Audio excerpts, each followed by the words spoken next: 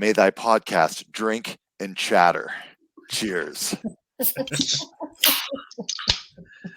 Gentlemen, ladies, friends, and family, welcome to episode 66 of A Beer in Review. I am your host this week, Lane Good, and as always, I'm joined by two of my best buds, Luke Walker. Hey, guys. And Keith Fuchs. Good evening, boys. But check this out, ladies and gentlemen. If you're watching via video, you can see we have our very first guest, our friend, Connor Yates. Hello and welcome to the podcast. Hello. Gentlemen, we start every episode with our ceremonial swig. So to you, I say cheers. Cheers. Just to get in some fun stuff, before we dive too deep into our week, again, this is episode 66. We are drinking Space Dust IPA out of Elysian Brewery, Seattle, Washington. And if you couldn't tell from our kick-ass usernames on the chat, it is Dune 2. I'm very excited to chat about it. But first off, it's been a while since we've chatted, boys. Lisan Al-Gaib, Keith, how have you been, my friend? I've been pretty damn good. Pretty damn good. Been, tried to get through Dune Part 1 again, but my wife wanted to rewatch that before we watched Dune Part 2, which we wanted to see in theaters. Needless to say, we did not get all the way through Part 1 again, and finally got to Part 2 at home on Amazon and bought it because the price to rent it was just as much, which is absurd, which we can talk about or not, but I don't understand. Yeah, no, they kind of gamed it that way, right? It's like, okay, but now I have own this I'll be able to watch it forever. Same, I'm watching again. It's like you can have it for 48 hours for $25 or for $30. You have that shit forever. So until Amazon collapses. Yeah. Lucas, Reverend Brother, how are we doing? Doing good, man. You just have had a lot of life stuff going on, man. I mentioned offline, got a new dog. The last fucking thing I needed in my life was a new dog. You guys are finally getting rid of dogs, and you've encountered another. That's what I'm saying, man. I was like, fuck yes, we got rid of two of them, and so we added one more. I think we should let the audience know and Connor know that they didn't get rid of them. They didn't just toss them out on the street. They tragically. No, what we did was we let them outside when the coyotes were roaming. No, that's not true. They were old and sick, and it was their time. And they, we missed them, but it was their time. And now, the dog that's left, she's just been a nervous wreck, dude. She is not handling being a solo dog well. So we had to get her a friend. And so we did that today. Yeah, dude, I was roughhousing with her a little bit. She's a little 40-pound pit bull. Strong, dude. She torched my arms up pretty good, man. I was like, ooh, this is not fun. We need to find a new game. Her dominance. Yeah, was to a pit bull. Yeah, right. Yeah. She's probably the size of all three of them combined, the weight at least. But she's a pretty little dog. So we got to come up with a name for her. But other than that, we should have a counter how many times we say that this episode. Probably a lot. And finally, again, our first guest on the podcast, Connor, my friend. For those of you who don't, for the people out there listening, the whole world listens to this podcast. I'd like to know a little bit about you. This is a movie podcast. This is a beer podcast. I want to start with your favorite beer. I know this answer, but tell the world, what's your beer choice? I get shit on a lot for this, but Coors Banquet, the Banquet beer. Just classic, middle of Banquet, man. It's never bad. It's like apple pie in baseball, man. It's American. It's American again. And it's kind of like McDonald's, right? You can get it anywhere, and you know exactly what it is. It's never not going to be what it is. So exactly. And it's definitely better than Coors Light. That's true. Banquet beer is a real beer. Coors Light is piss water. So I respect it. I like it. I really like that Keith gets a real Southern accent when he says it too. Coors Banquet. I think we all kind of turn into Sam Elliott. Yeah, we turn it exactly. It's a Sam Elliott thing. Connor, there's the beer checked off. A Coors man. How about movies? You know, we spend a lot of time talking about movies. Give me some of your favorite flicks. You know, what describes you as a movie fan? Honestly, like I don't really discriminate. I'll watch anything. But man, like since I was a kid, I've always been a fan of The Breakfast Club. That's way up there. Ferris Bueller's Day Off. Oh, you're an 80s man. I like this. Yeah, I wasn't around then, so I have some catching up to do. Other than that, pretty much anything by Tarantino. I'm a big fan of Reservoir Dogs. That might be my favorite ever. And aside from that, probably like LA Confidential. That one's just always good. It's always fun to watch. Nice. Yeah. We haven't done a Tarantino flick, have we? I don't think so. Not yet. No, how have we not done a Tarantino flick yet? Man, I don't know. We've got some good. We've got good options. He hasn't made one in a while, right? Since we've really been doing the podcast, so that's probably part of the reason. His new one is coming out at some point, right? I think he canned it. Yeah, I heard that they canceled filming. Oh, for reasons unknown. Yeah, he decided, fuck it, I'm not doing this as my last movie. So Kill Bill 3, still on the table. Still on the table. Nice. So you kind of are like a thriller, but you also like the 80s stuff. Like, I mean, what kind of genres? Like, you know, Keith and I hate westerns because Tombstone was so terrible. You know, stuff like that. What do you like for a genre? I mean, honestly, just it's mood dependent. When you're in the mood, a comedy is always great. But I guess a lot more like narrative. I really like the way Tarantino tells stories and the intertwining of different characters. I think I just really love that. Some more narrative driven, and I guess probably like action. But I love a good documentary, especially military history. Okay, nice. Bless it. Keith's gonna kick us off the podcast. It's just gonna be you and Connor. Well, boys, we start every episode with a what you've been watching. I personally just going to get mine out there. It's nice and quick. On the flight to Arizona, I watched Monty Python and the Holy Grail. Just timeless. Just a timeless classic flick. You could watch that 50 years from now, and you're still going to get a laugh out of it. Yeah. Comedy. It's just a flesh wound is like one of the best quotable things to bring up. Like anytime someone gets like devastatingly hurt or like something, something gets destroyed, calling it a flesh wound is always funny. And then movie fans are going to be like, I see. Exactly. I do that, and then I get it with Major League, just a bit outside. Just a bit outside. Keith, you been watching anything good besides this Dune, treacherous Dune you've been on? Yeah, I've been on a big Dune attempt to watch. Speaking of comedies that will be laughed at for generations and generations, I did catch all Happy Gilmore on Netflix. Nice. Which is just one of the greatest ever. Getting Happy Gilmore 2.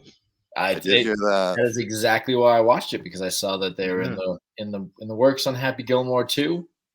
It was around the Masters I had just watched. I was watching Full Swing. Just, the season is coming. It's golf time. I need all my golf fucking shit. And so Happy Gilmore fell into that. That's my golf content. Love it. Lucas, what you been watching? All I really was able to get through was Dune Part 1, which I had never seen. So, which is shocking to me. We're gonna have to go further into depth on that. We'll get into it. So I'd never seen the first Dune, so I watched that, and then watched the second one. So those two movies combined took me about the last 10 days to get through. They changed man on the other side. They just put me to sleep, man. Like nothing else. Like the Mandalorian series was very much like that, where it's like it's very dark. It's like the music is kind of like it's like hypnotic in a sense. Like, and I'll just be watching it, and like 5 minutes later, I'm just absolutely gone, dude. So it's like it takes me 8 tries to watch this movie. It's tough, but I got through it. And it's not that I don't enjoy it. It's just that like when it's dark around me and I'm in bed, like good luck, dude. Not to interrupt, but I did mean to bring this up on the podcast, and this is definitely fitting into the segment of what I recently watched. Star Wars. Watched episode 7, 8, and 9, then went and watched the original trilogy again. Haven't gotten a chance to discuss that. But it is on my mind with Dune as well. So I want to preface that by saying I watched Star Wars before we watched Dune. We'll have an entire fucking segment. I think that'll be the biggest discussion that we have. I think it but will be as well, but I'm We'll glad see. that I was reminded of it. We'll I say disagree. so. I'm going to talk about this movie forever. Connor, you been watching anything good? What's on your what's been on your list? Oh, not particularly. I actually just rewatched End of Watch with Jake Gyllenhaal and Good Mike flick. Tyson. Ah, Yeah, great Good one. movie. Anna Kendrick. Oof. Yeah, you're on a big Gyllenhaal kick right now, huh? Because Just you watch just watched Roadhouse? Roadhouse. watch Roadhouse as well. There we go. Like I finally got access to my sister's Amazon Prime, and I had to watch Roadhouse. I loved the original, man. Loved Swayze. You're an Not '80s really man. How could happy you not? with the new one, man, but you know, Roadhouse, the new one was it was something, huh? It was great. Well, let's get into this flick. I've been wanting to discuss this for a long time, ever since I saw it in the theaters. But this is, again, 2024 flick. I'm glad we're watching it now because it's definitely going to be nominated for a ton of awards here. Directed by Denis Villeneuve. If I said that wrong, I'm a terrible person. You guys know who's in it. Timothée Chalamet, Zendaya, Rebecca Ferguson, Josh Brolin, Austin Butler. I mean, the list goes on and on. It's all A-list people. The director, Denis Villeneuve, has done another one of the movies that we've done on the podcast. Out of the three of you, do you know the other flick that we've done by this director? I'm looking at it, so I cheated. But was it Arrival? It was Arrival, Was our Arrival. number one fan and our first guest. Well done. Jeez. Well, I didn't like Arrival, so that's why I forgot about it. Not a you're- movie. you are wrong. You are wrong. He's a big So this fan of movie- having big spaceships land. A big obviously. spaceship like- to land. He's a And that space happens guy. in this movie once or twice. Yeah, he is a space guy. That happens in this movie once or twice. So there's a lot going on here. As you said, you guys watched the first one before watching the second one, and it's basically, I mean, the movie's called Dune Part 2. So it's the same story as the first one. If you come in and just watch the second one, this movie's going to be a complete fucking nightmare. But I'm going to try and go through this as quickly as possible where it somewhat makes sense. We're not going to do AI. Oh, we got to do AI. I forgot it last time I hosted too, guys. Come on, God man. damn it. I'm blaming the one beer I've had. I'll get it together. I'm sorry, Lisan Al-Gaib. You're the host. Lucas, let's do some goddamn AI. We don't have a name for it yet. Again, write us in and tell us the name. But I want Keith to go first. I would like to hear you describe Dune Part 2 to AI. All right. The chosen one leads a band of vigilante warriors on a revenge mission From God. against the Emperor and his goons. This is gonna be so bad. And his goons. I'm so excited. The power of the internet. I'm really This glad. is gonna be legit crazy. Because that whole thing. Like, you're not wrong. That is what the movie is. Yeah, I can imagine. Oh, it's actually not that bad. Oh, let's That go. is pretty good, Keith. Yeah, look at those are Harkonnens all bald. That looks like Yeah. Chalamet with a beard. This one's pretty good. Oh yeah, dude. Except for this just random flying horse up here. I'm not sure what's going on with him. Early 2000s video game covers. Oh, That's yeah. exactly, yeah. It's got a bow and arrow too. For This some reason. this one's a little Star Warsy, and Yeah. also Japanese somehow. Japanese. It's pretty actually not that Not bad. bad. Yeah. Not Okay. bad. All I right. like it. All right. I'm proud of you, Keith. Connor, you've seen how it's done. Keith did wonderfully. I would love you to describe this movie to AI. Okay, let's go. Privileged white royal Oh God. Jesus. ventures into the desert, does drugs, and begins a jihad. Oh God. I don't know if they're gonna Will let jihad jihad fly. We'll see. Is that how you spell jihad? Jihad. Okay. That's definitely jihad. Yeah. You want to go holy war? That might give us a better Yeah, chance. Oh yeah, That's the a holy good war. idea.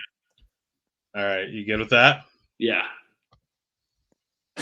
Oh, You want to report Okay. yourself? Privileged white royal does drugs in the desert. Drugs is what's Ooh, actually. drugs is what's Yeah, killing you. It's not the holy war; it's the drugs. Okay. Now that I think about It Goes always to is. Burning Man it, goes to Burning Man. and starts a war. This is gonna be fun. Oh man. Oh, this is ridiculous. We need to have a talk with Bing. Yeah. All right. You rethink it. Try to make it a little more AI Yeah. PG. rated. Let's see. I'm gonna go with Chosen. No, you used the Chosen one is good though. You were the chosen one. Thank you, Okay. Keith. Son of royal family This is gonna rides turn a into giant sandworm through the desert with his desert people Friends. friends and fights against aliens that are bald. I feel discriminated against. I'm going to be honest with you. I can just You- throw words at this thing. It's going to come up with something. You could have been a Harkonnen, Lane. You know, Lane, I am I'm not gonna lie. When we finished the movie, Mm, I'm like, wow. mm. Why did it make mine cartoonish? Oh my god, That's this is amazing. that This is G-rated, dude. Aladdin riding a snake. This is the Alad- G-rated. Aladdin riding a snake. Good, This is the love Pixar it. version. Dude. Yeah, why did it make it a? Oh man, this Huh. one's not that bad. That's not bad, Uh, actually. Yeah. Yeah, I don't know why they're all cartoony though. These are amazing. Oh, God, these those are are good. These are so good. I love these. Um, Okay, Lane. All right. Lane, while you're thinking yours, my wife said that you should put your name as the Baron for the podcast, just because you're bald. I think we can make that. There we go. Nailed it. Shout out to your wife. Baron Harkonnen. I'm going to say cute boy Oh God. does experiments and learns that he is very cool. This is gonna be so bad, Lane. What is that?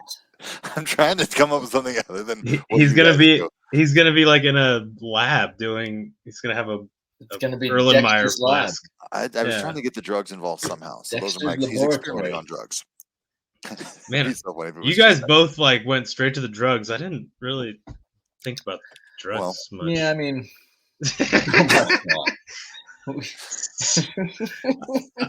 What is happening here? the cute boy kind of makes me uncomfortable. I regret saying. yeah, I don't know why you. Yeah, used I'm not even gonna click on those. You're terrible. You're gonna All put right. you on the list.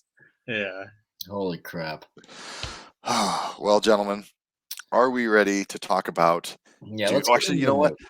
I came up with one more game because Luke, we had a discussion about this movie, and your very first complaint was what? That the guy's name is Paul. Wonderful. So we're gonna Yeah. play my favorite game just for you. It's called Cool Space Name or Dumb Space Name. So I'm gonna Okay. throw out some names from the movie, and I you like just this. tell me if you guys think they're cool or dumb. The Okay. first, Chani. Very cool. Yeah, Good. cool. Fitting So- for Zendaya too. Fits her well. It does. Lady Jessica. It's not great. But when you throw a lady You in throw a front lady Yeah, in front that's of the it. thing. it Lady makes it kinda- better, but Jessica is still not great. Gurney Halleck. Phenomenal. Yeah, Phenomenal name. That's a good one. Especially when Timothy Chalamet like yells it. That's an order, girly Halleck. I was like, oh, fucking sick. All right, I'm probably gonna say this one wrong. So Connor, as our Dune expert, I might need your help here. Fade Routha. Yeah. Yeah. Yeah, Super good. Nailed it. That's pretty Super fucking good. good. Great name.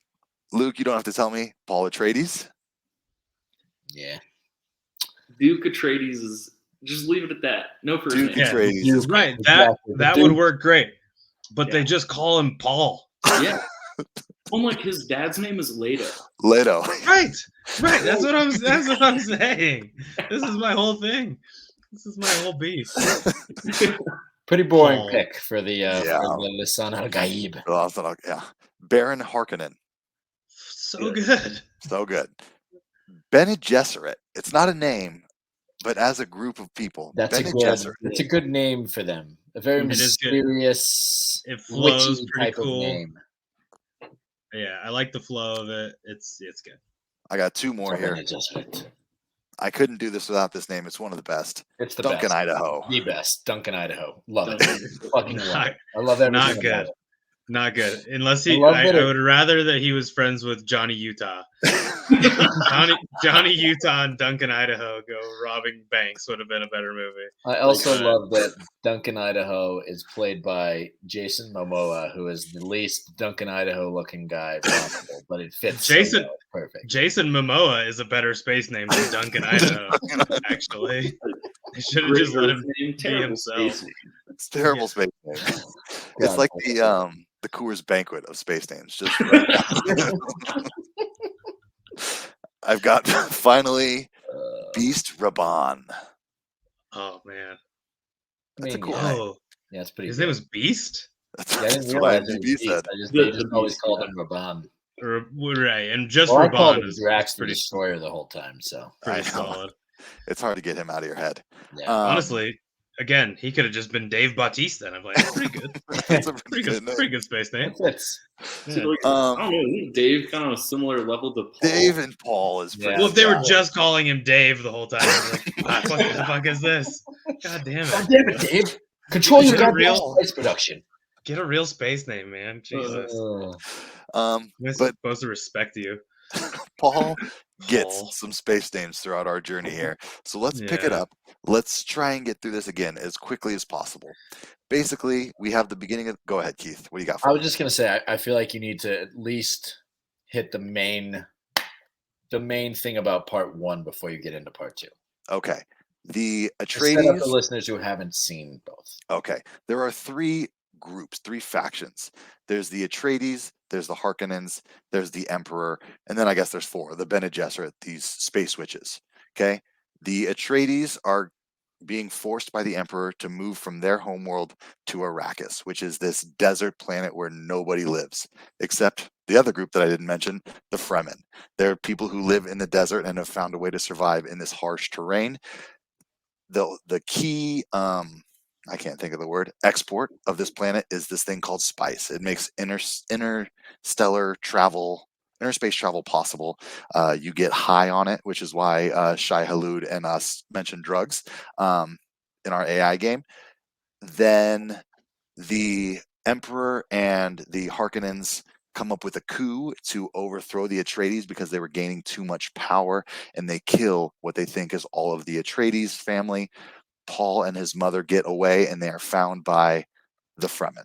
Would you call it a coup or just a straight up full blown Attack. assassination, wiping off the earth? I mean, Okay, well, there we go.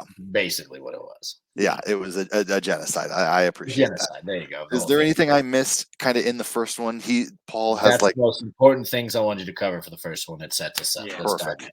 in. Yeah. the second movie. Go ahead, Connor. Well, I think another very important thing is like the Emperor, right, uses his specialist, like elite best warriors on the planet.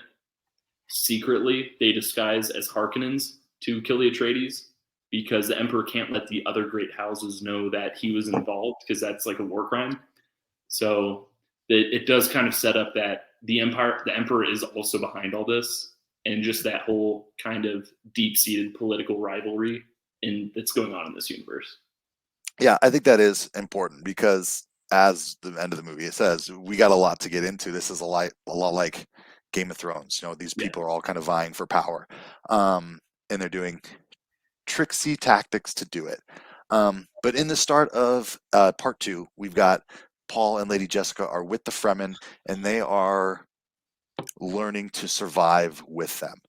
Paul is the chosen one. He's the Lisan al Gaib, the Mahdi. He is like the dude. He's the chosen one to lead Arrakis to a world full of water because it's so dry. Yeah, they refer to him as like the Messiah multiple Yeah. times and like shit. Like that's the kind of words they use. Yeah. So.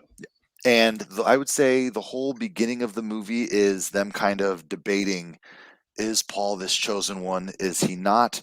Things really kind of come to a head, I think, for the very first turn of events is when Lady Jessica, this space witch, drinks what's called the water of life. And she, she has a vision. She kind of sees the future. And she is convinced now that Paul is the one, and they must do anything they can to make Paul their savior. The person who's going to lead the Atreides family to not being fucking killed off, basically, is what it seems like.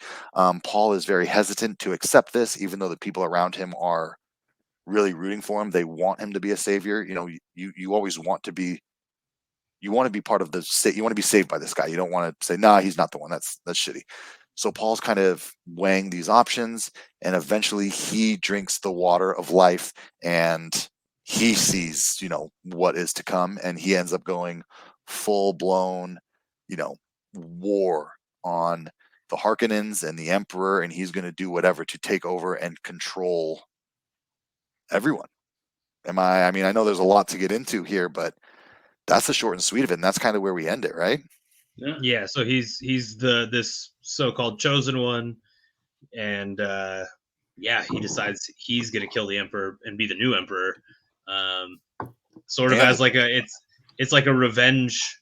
It's kind of twofold, right? It's like avenging his father's death and his family, like his house's, demise, while also just being the dude, right? Like being the chosen one, rising up. It does seem like he genuinely wants to turn Arrakis into this this paradise, because I guess that's one part of it, right? Is we talked about how Arrakis is just this desert planet, like where not a lot of people live other than the Fremen. It's super harsh conditions, but like they mention at certain times that there's like a lot of water underneath it all, and it could be a like green oasis type planet, but the powers that be have kept it down so that, because there's the spice, right? Like what in the desert comes the spice, and that's what these families, these houses are getting rich off of, is mining and selling spice. So it's this very interesting dynamic. Like, I don't know, to me Arrakis is like a character, right? The planet itself is like a character that is as important, if not more important, than almost any other character in the movie. I mean, the movie is called Dune. Yeah, right. Because it's about the planet is the main character. Didn't they say that towards the end that's like the original name of the planet?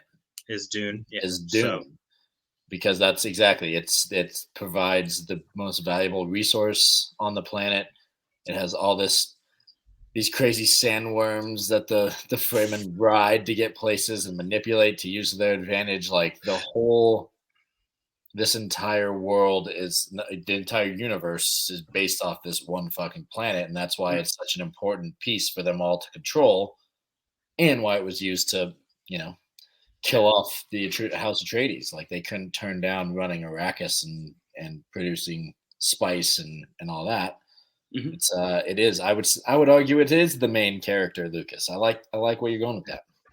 Yeah, absolutely. I mean, like, spice is the most important object in the universe, and it's only made on Dune. Yeah, it's like our oxygen almost. Like people need this shit. Yeah. I mean, question. This has nothing to do with oxygen, but it does have to do with Arrakis. What's the gravity situation on Arrakis? Lots of floating around and then able to just kind of come down. It's almost like it's almost full gravity, but not quite. So I'm glad you bring this up. That could kind of pop them up. What was the deal there? So that's actually just technology. They have it's just the technology. That's what I thought. It's in the suits. Wait, Connor, did you read the book? Yeah, I'm on the third one. Okay, God, good. See, we need your expertise. This is beautiful. Well, But that was what I thought too, was that it was because it's really only the Harkonnen who do that. Yeah. I think. The Harkonnen, and then Gurney does it at one point when they Okay. when we first see him again in part So it's 2. a technology in the suits. But I did want to comment because we watched Crouching Tiger, Hidden Dragon, and you guys kind of shat on that movie for the way that they float around. I thought this was actually Lane shat on that movie. And I would do it again. I thought the floating around in this movie, or the way that they kind of like glide or whatever you want to call it, was a little more egregious. It was very clearly like On wires. like on wires, yeah. Yeah. And like in Crouching Tiger, Hidden Dragon, they weren't trying to hide it. They like that was like part of it. Yeah. So I mean, like, yeah, no, it's just technology. It's their repulsors. I think one really cool, probably like the best use of them though is do you notice in the first movie when Baron Harkonnen, he doesn't float around that much at the start, and then after he's poisoned by Leto, from then on he only floats. That's right. Yeah, in and out of his pool and shit. Yeah. In the books, he's portrayed as this grotesque sloth being that can no longer support his own weight, so he has them built into his body. Okay, that explains a lot. Yeah. He's pretty grotesque in the movies. They're very grotesque, but his little like pool of like oil looking shit is very disturbing. I don't like it at all. Not one bit. Don't like any scene that he's in that fucking pool thing. That means he did a good job. So I mean, there's so much to kind of go off of. I mean, there's really a lot that we can kind of discuss. You know, I feel like we've hit on the world a little bit. You know, we've mentioned these sandworms.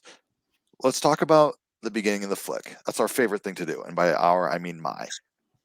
This movie kicks us off instantly. It's got this really slick, like red overtone. It makes you feel like the heat, and it takes place immediately at the end of the first movie. Like the first movie ends, they're taking Jamis to Siege Tabar, we find out, and the movie basically picks up there. They're on the hunt.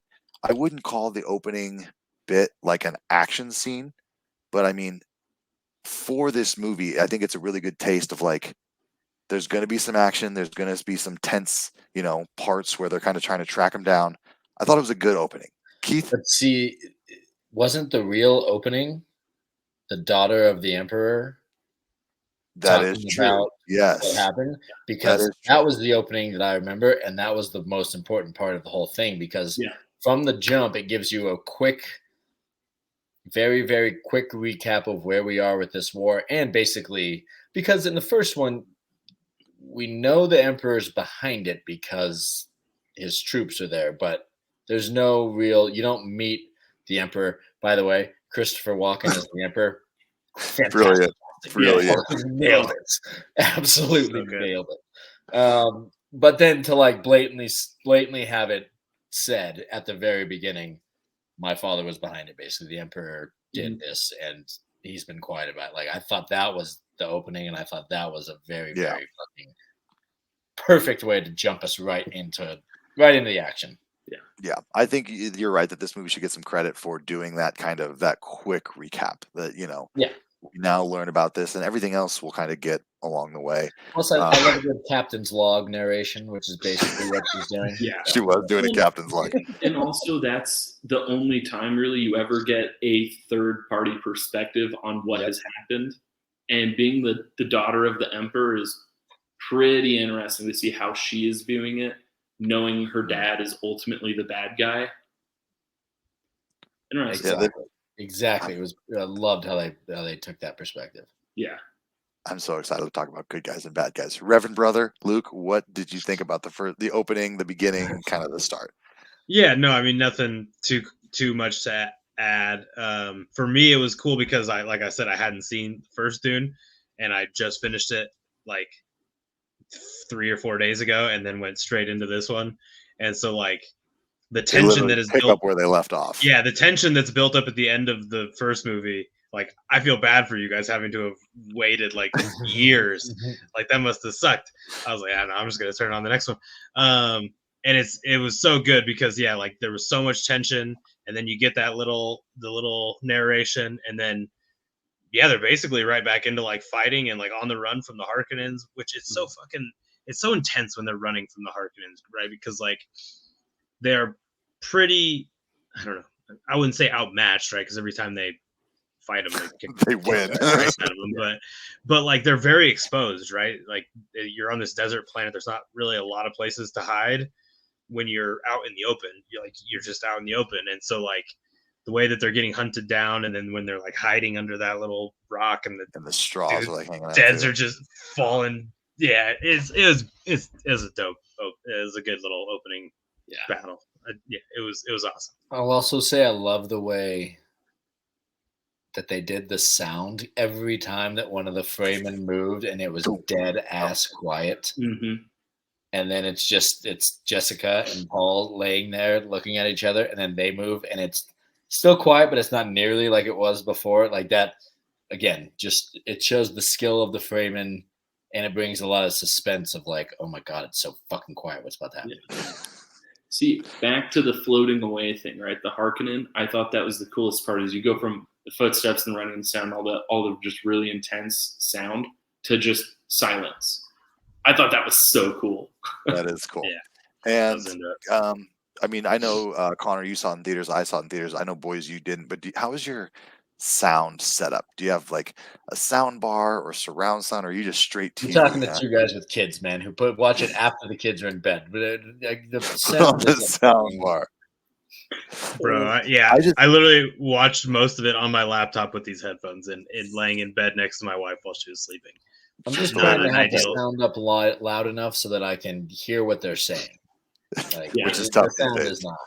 I'm reading most of the movie. Like, exactly. Yeah, my wife was taking a shower and I was watching it, and then she walks in. She's like, "Can you turn that down?" It's on 4. It's on 12 right now. Like I can't turn it down, or else I won't be able to hear it. How can you hear it? Like, what are we doing here? I'd seen the first one probably 12 times, but just all at home. Seeing the second one in theaters made me realize, like, dude, this movie's gonna win awards for sound. It was amazing. Nice. That really the first one won some awards for definitely like probably I can't remember sound effects, some of all that kind of shit. Yeah. So this one will definitely win some stuff. Yeah. Mm-hmm. Yeah. I mean, I could sit here and talk about all the great things about this movie forever, but we got to get through this podcast, otherwise we'll be here for longer than the movie is. Well, I wouldn't be the first. It's not going to be the last either. Basically, like Luke, I think you mentioned it a while ago, we find out that the Fremen have a ton of water that is like sacred. They like suction it out of bodies and dead bodies, and they pour it into the water, which is very cool. It's how they have that.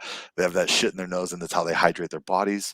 We really, in the first movie, we learn a lot about the planet. In the second movie, we learn a lot about the Fremen, and that's one of the things that we learned, which I thought was really cool. And then again, in the opening, I mentioned that I think the real turn is when Lady Jessica is really forced to drink it's the water of life, right, Connor? I didn't mess that up. Yeah, correct. Yeah. So I really liked that in the first movie, Paul gets his test in the first 10, 15 minutes. He puts his hand in that box and he gets the gom jabor or whatever in the neck. And that's like his test. And he passes in the first movie. In the second movie, Lady Jessica gets her test in the first 15 minutes of the movie, where she has to drink this blue fucking water. She doesn't know where it is. She doesn't know what it's going to do. And she just has to do it, kind of like Paul did. And she basically, like I mentioned, she sees now, has opened her eyes. And I thought all of this leading up to it was really awesome. The fact that the Paul and Jessica were kind of like hesitant. They weren't really believers in this prophecy. Like there were talks about it, but like they were very hesitant. And then the second she drinks that water, it is full blown religious, messaging. And what did you guys think about that whole kind of transition of the movie? So I think I really wanted to talk about this and Jessica and this whole transformation, because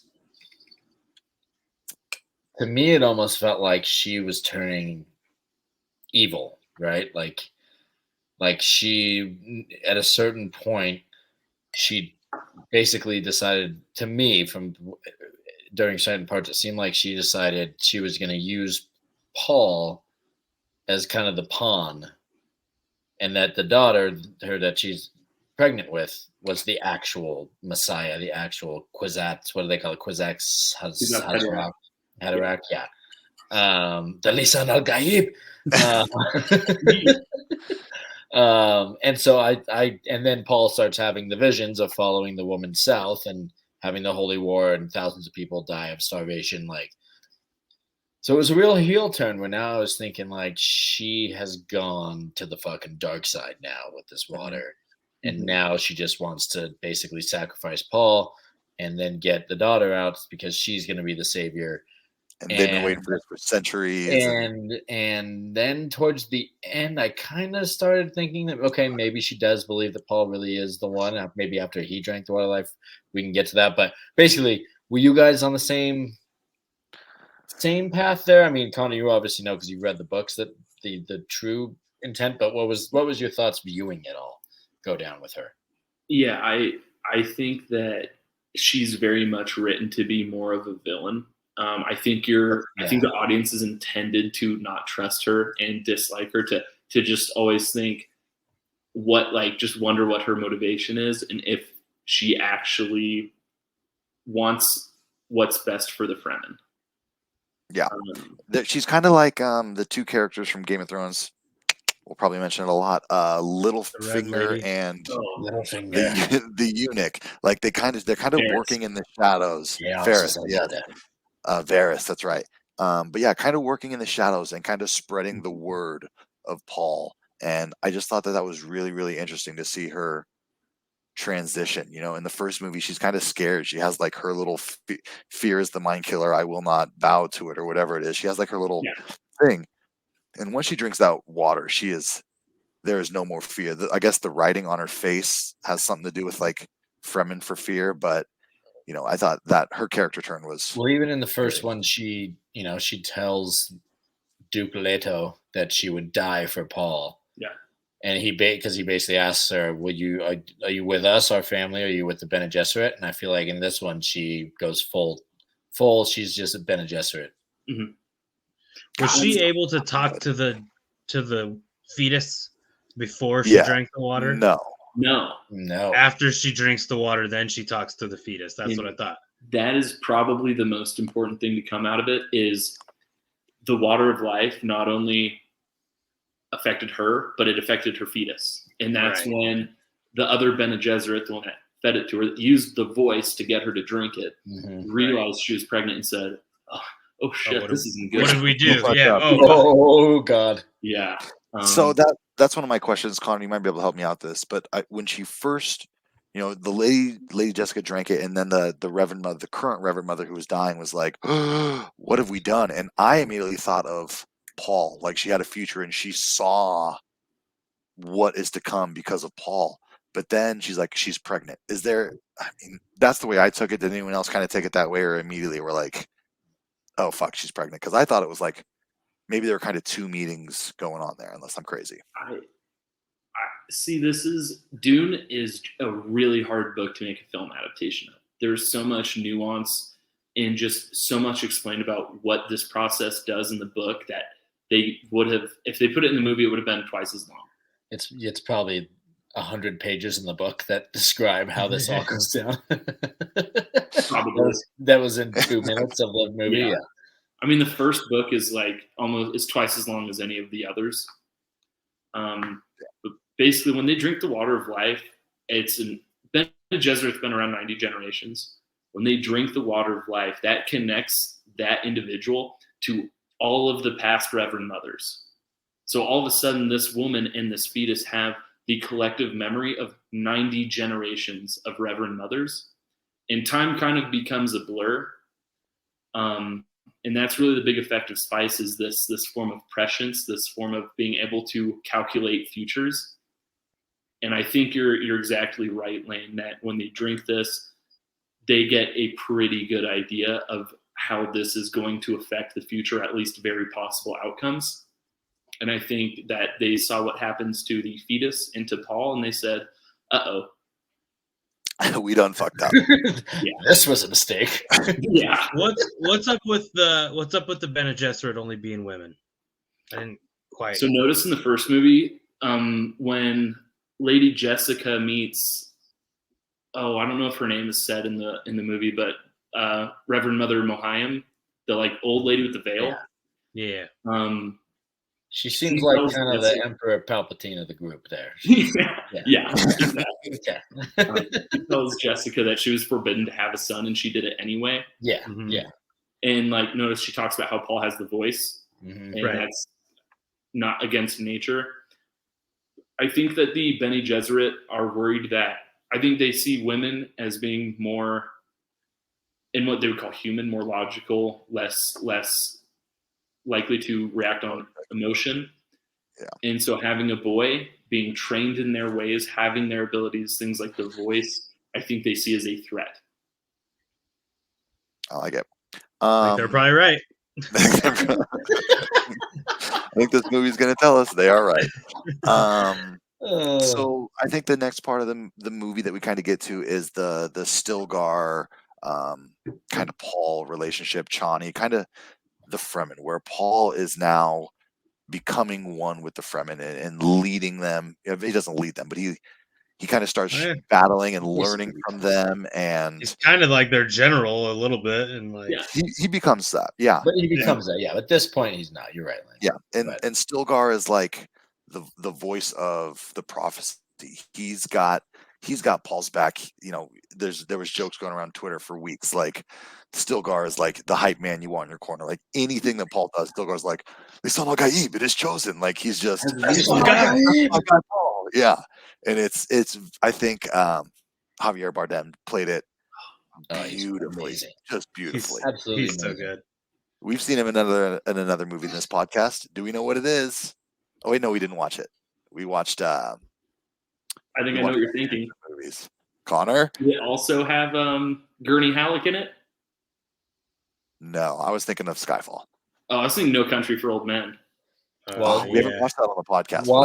Watching Javier Bardem in this movie made me want to go watch No Country for Old Men, Yeah. which I haven't seen, but I know that he was in it. I've never seen it either, and that's one of the movies on we're my gonna list. have to do it this year. Okay. Anyway, Yeah. back to this current. All right. So yeah, basically Javier Bardem is the voice of this dude is the chosen one, and then there's the Northman who is like Chani and her group of friends. I don't think there's like a adult. I think Chani's kind of the leader of like, no, you're not the chosen one, and eventually Paul starts winning these people over. As I think someone mentioned in the AI game, he starts riding worms. Like he really gets enveloped into their culture, and that's he's getting this momentum politically and in the battlefield. I think the next important part is the Harkonnens. They have control of the North, and they're losing. As Paul is gaining this popularity in the Fremen group, it's because he's defeating the Harkonnens in these battles. And as he's doing that, Beast Raban, Dave Bautista, is losing the respect of his uncle, Baron, the Harkonnen, the Baron, who's bald and incredibly handsome. And then we start to see the rise of Austin Butler, aka Connor, Elvis. that's his space name is Elvis. Elvis, better space name than Elvis Paul. Presley is a cool space name. It's a better space name for sure. And so we see that the Bene Gesserit, they don't have all their chips on the table for Paul. They also have this Elvis Presley character who is also there, a chance to be Lisan al-Gaib, and we see where he comes from. And I think the best word to describe him is psychopath. Yes, Yeah, just using the movie in his perfect description. Yeah, wonderful. Sadist. It's played by Austin Butler, also bald, also handsome. He's got some sweet black teeth. He has no eyebrows. And he's the very first thing we get of him is it's his birthday, and he's going out into this gladiator style arena, and he's just murdering drugged up people just for the spectacle of it. Right? He's just a madman. So without getting too deep into him, Keith, what was your thoughts on Austin Butler and his performance and the introduction of this character? God, there's so much I want to get into after all the things you just said. But just I this talk a lot. specific, You said a lot of things. you did say a You lot of things. spanned a pretty wide part Yeah, of the you movie, did but a Well, lot of this stuff is our in this ballpark. movie that I'm we setting the did. baseball field, and you guys play within it. Okay, anything that I right. mentioned. First of all, all right, It's this It's is more like a first of all more the like a dynamics. cricket field. It's like 360. The dynamics of the framing group and having half the group non-believers, half the group believers, and the non-believers say that this is basically propaganda from the outer worlds telling us there's going to be some savior, and you guys are believing their fucking story. So, And that's how they oppress us. and that's how they oppress us, which is kind of the biggest part of the movie. I think. exactly huge. But specifically to the Harkonnens, so usually in movies you get an introduction to the protagonist and the antagonist very early, and you see them very early, and they contrast throughout the movie. They probably battle throughout the movie. I love that it took an hour and a half before we even fucking met Austin Butler, whatever the fuck his name was, Harkonnen, and that it was like a 20, 30-minute scene of them introducing him, talking about the Bene Gesserit's plan, which the Bene Gesserit part of it is like, so basically it is just a propaganda organization. They are just trying to control everything. Who knows if there really is any fucking Messiah ever, or these bitches just want to fucking run shit. Yeah. They want to control shit. Like, that's really what it all is. Yeah. These But, broads. but that whole, like, to take a break from everything that you have been seeing in this movie, and now you get 30 minutes of a whole new plot line, not a whole new plot line, but basically an introduction into the main villain. Usually, that would be fucking awful and terrible. And this was absolutely perfect. It flowed perfect. It hit perfect. And then we were able to jump right back in with the Fremen and Las Lisan al Gaib and fucking not skip a beat. It was beautiful. So what I did enjoy the gladiator scene because you know a good old gladiator scene just slaps. And the introduction to him, like you see it in his eyes, right? And just he's very unsettling to look at. He's like, oh, this guy's fucking crazy. And I think there was like some stuff where he was like feeding people to his like girlfriends or whatever. Yeah. It was creepy. Yeah. But then That's creepy. only a little bit.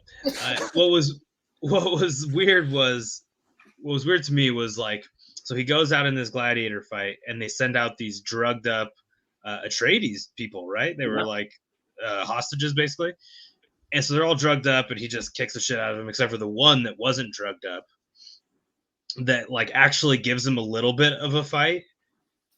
And so that was set up by Baron, right? Was Baron actually trying to maybe get this guy killed?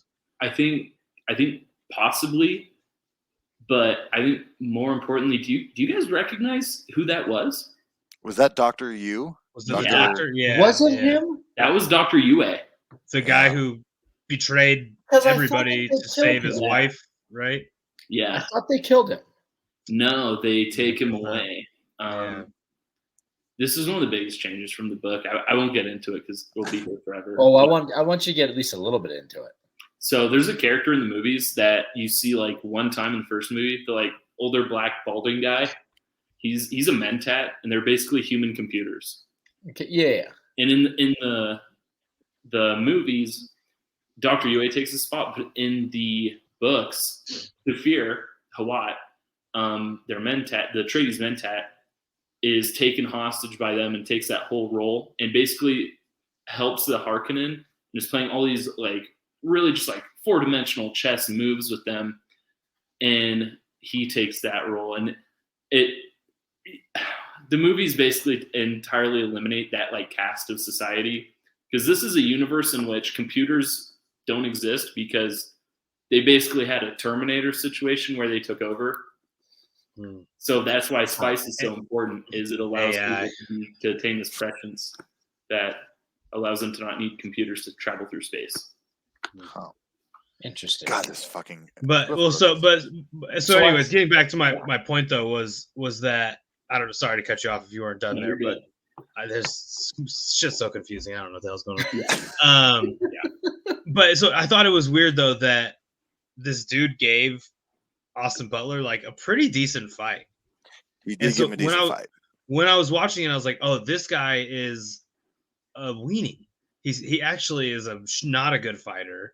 He's just like, this is a nepotism situation, and he's gonna step in and he's gonna get fucking rocked the first time that he like faces some real, warriors and shit. Which then made it interesting, not to jump all the way to the end of the movie, but I was so surprised that him and Paul have such a fucking battle. I thought Paul would just wreck him based on the fact that he like almost loses to this dude who came straight out of the chamber. Not drugged. Yeah. But I feel like with Paul, we have the same thing. The very first fight we see of Paul is when he's training with Gurney Halleck in the first movie, and Paul gets the better of him. Like, no, Gurney gets the better of Paul. Like, Paul didn't seem anything special, and so I felt like the same thing was also true with Paul, where he turns into this kick-ass fighter and he's leading all these badass. Well, I mean, fights. It's kind of right. We see though when Paul fights Jameis Winston that oh shit, he actually can fight. Yeah. I think that's the importance of this scene, is showing that Paul and Fade Rother are both raised fighting. Paul is raised in an environment where he's not killing the people he fights with. Fade Rother is raised in an environment where he's killing the people he fights with, but they're drugged. So there's this kind of fighting equality to it, where neither of them is really getting a true experience. And that's why I think him fighting Jameis is really important. Is that's when he realizes, like, oh shit, like this is real. Like there are consequences to my actions. Yeah, I guess it probably helps Fade that he's then eating the livers of all these dudes. That does help. It makes you powerful. Depending on the liver. Depending on the liver, yeah. Don't eat. Don't eat Len's liver. Not very good. You'll be drunk for a month. Okay, let's think here. I know I've seen this movie 4 times, but let's kind of see what happens next. I think next is that wars keep happening. Paul keeps kind of fighting his mother to go south. He doesn't want to go south because he knows what's going to happen. He knows it's going to lead to death. Eventually, I don't remember exactly why, but he's kind of forced to go south for something. Help me out here, Connor, or somebody. Austin Butler comes and destroys their siege, right? Basically, siege. Yeah. Okay. So he's kind of forced to go south. Yeah. Well, in the South is like basically their Mecca, like the Fremen Mecca, right? Like more Fremen are there, right? That's like where they're all. Yeah, there's like millions. So basically, there's this on Dune. There's this giant storm that runs the entire equator of the planet, and so the Harkonnens don't think the south of that is inhabitable. They think it's just storms. Anyone who goes there is going to die. So the Fremen, though, actually know the planet. So they go south because they need this religious experience. And I think they realize that they need to regroup to fight a real war. And yeah, so they go south. And I think Paul was really afraid because he's hearing the people whisper and talk about him as if he's their God. And I mean, keep in mind, at this point, he's like 15. I think he's afraid of that. I don't think he believes it at all. I don't think he thinks he's anything special. And I think he's afraid that they believe it and he's going to let them down, or that he's going to be responsible for leading these people into battle and responsible for their deaths. Yeah. And he just started dating a really hot girl. So By the way, I almost stopped the whole podcast. Jump into this old shit and start leading millions of people into war, dude. I want to just enjoy this hot chick I just met. I have the movie on, and I almost stopped everything we were doing when they had their first like kiss scene. I was like, man, the sexual tension right now between this. It's palpable. Now I'm finding out a 15-year-old is a 15-year-old kind of kills it a little bit. Is there anything more important in life than the first grove? Like, it is oh my God. Come on. Yeah. I don't want that guy leading me into war. Anyways, I'm sorry. But no, it is kind of a dope setup though, to like know that you gotta like, because I think he understands it, right? Like he understands the stakes of which for a 15-year-old, pretty like mature to understand the like war, Yeah. and everything that he needs, right? He understands that like if I'm going to actually beat the Harkonnen in this war that is like brewing, I do have to be the Lisan al Gaib. Like I gotta get everybody on board. And the people in the South are the religious fanatics, right? They believe that it's me. So like I gotta go down there to be like I gotta rally the troops. We gotta play this role. Exactly. So it's a pretty dope setup. It's like the whole there's like this obviously this holy war that is starting, but there's also this dynamic of like the believers versus the non-believers. Mm-hmm. It's goddamn it's pretty good, man. It's pretty good. On a serious note, like it is, especially because he was raised with this understanding that he's kind of supposed to be this prophet, but he doesn't really want to be this fucking guy. Yeah.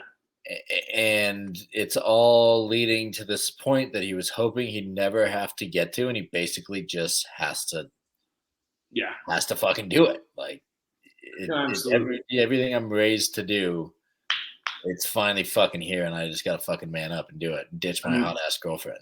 The second they landed on Dune and left the ship, people are shouting Mahdi, Lisan al Gaib, Kwisatz Haderach, and he's like, Space names, bullshit.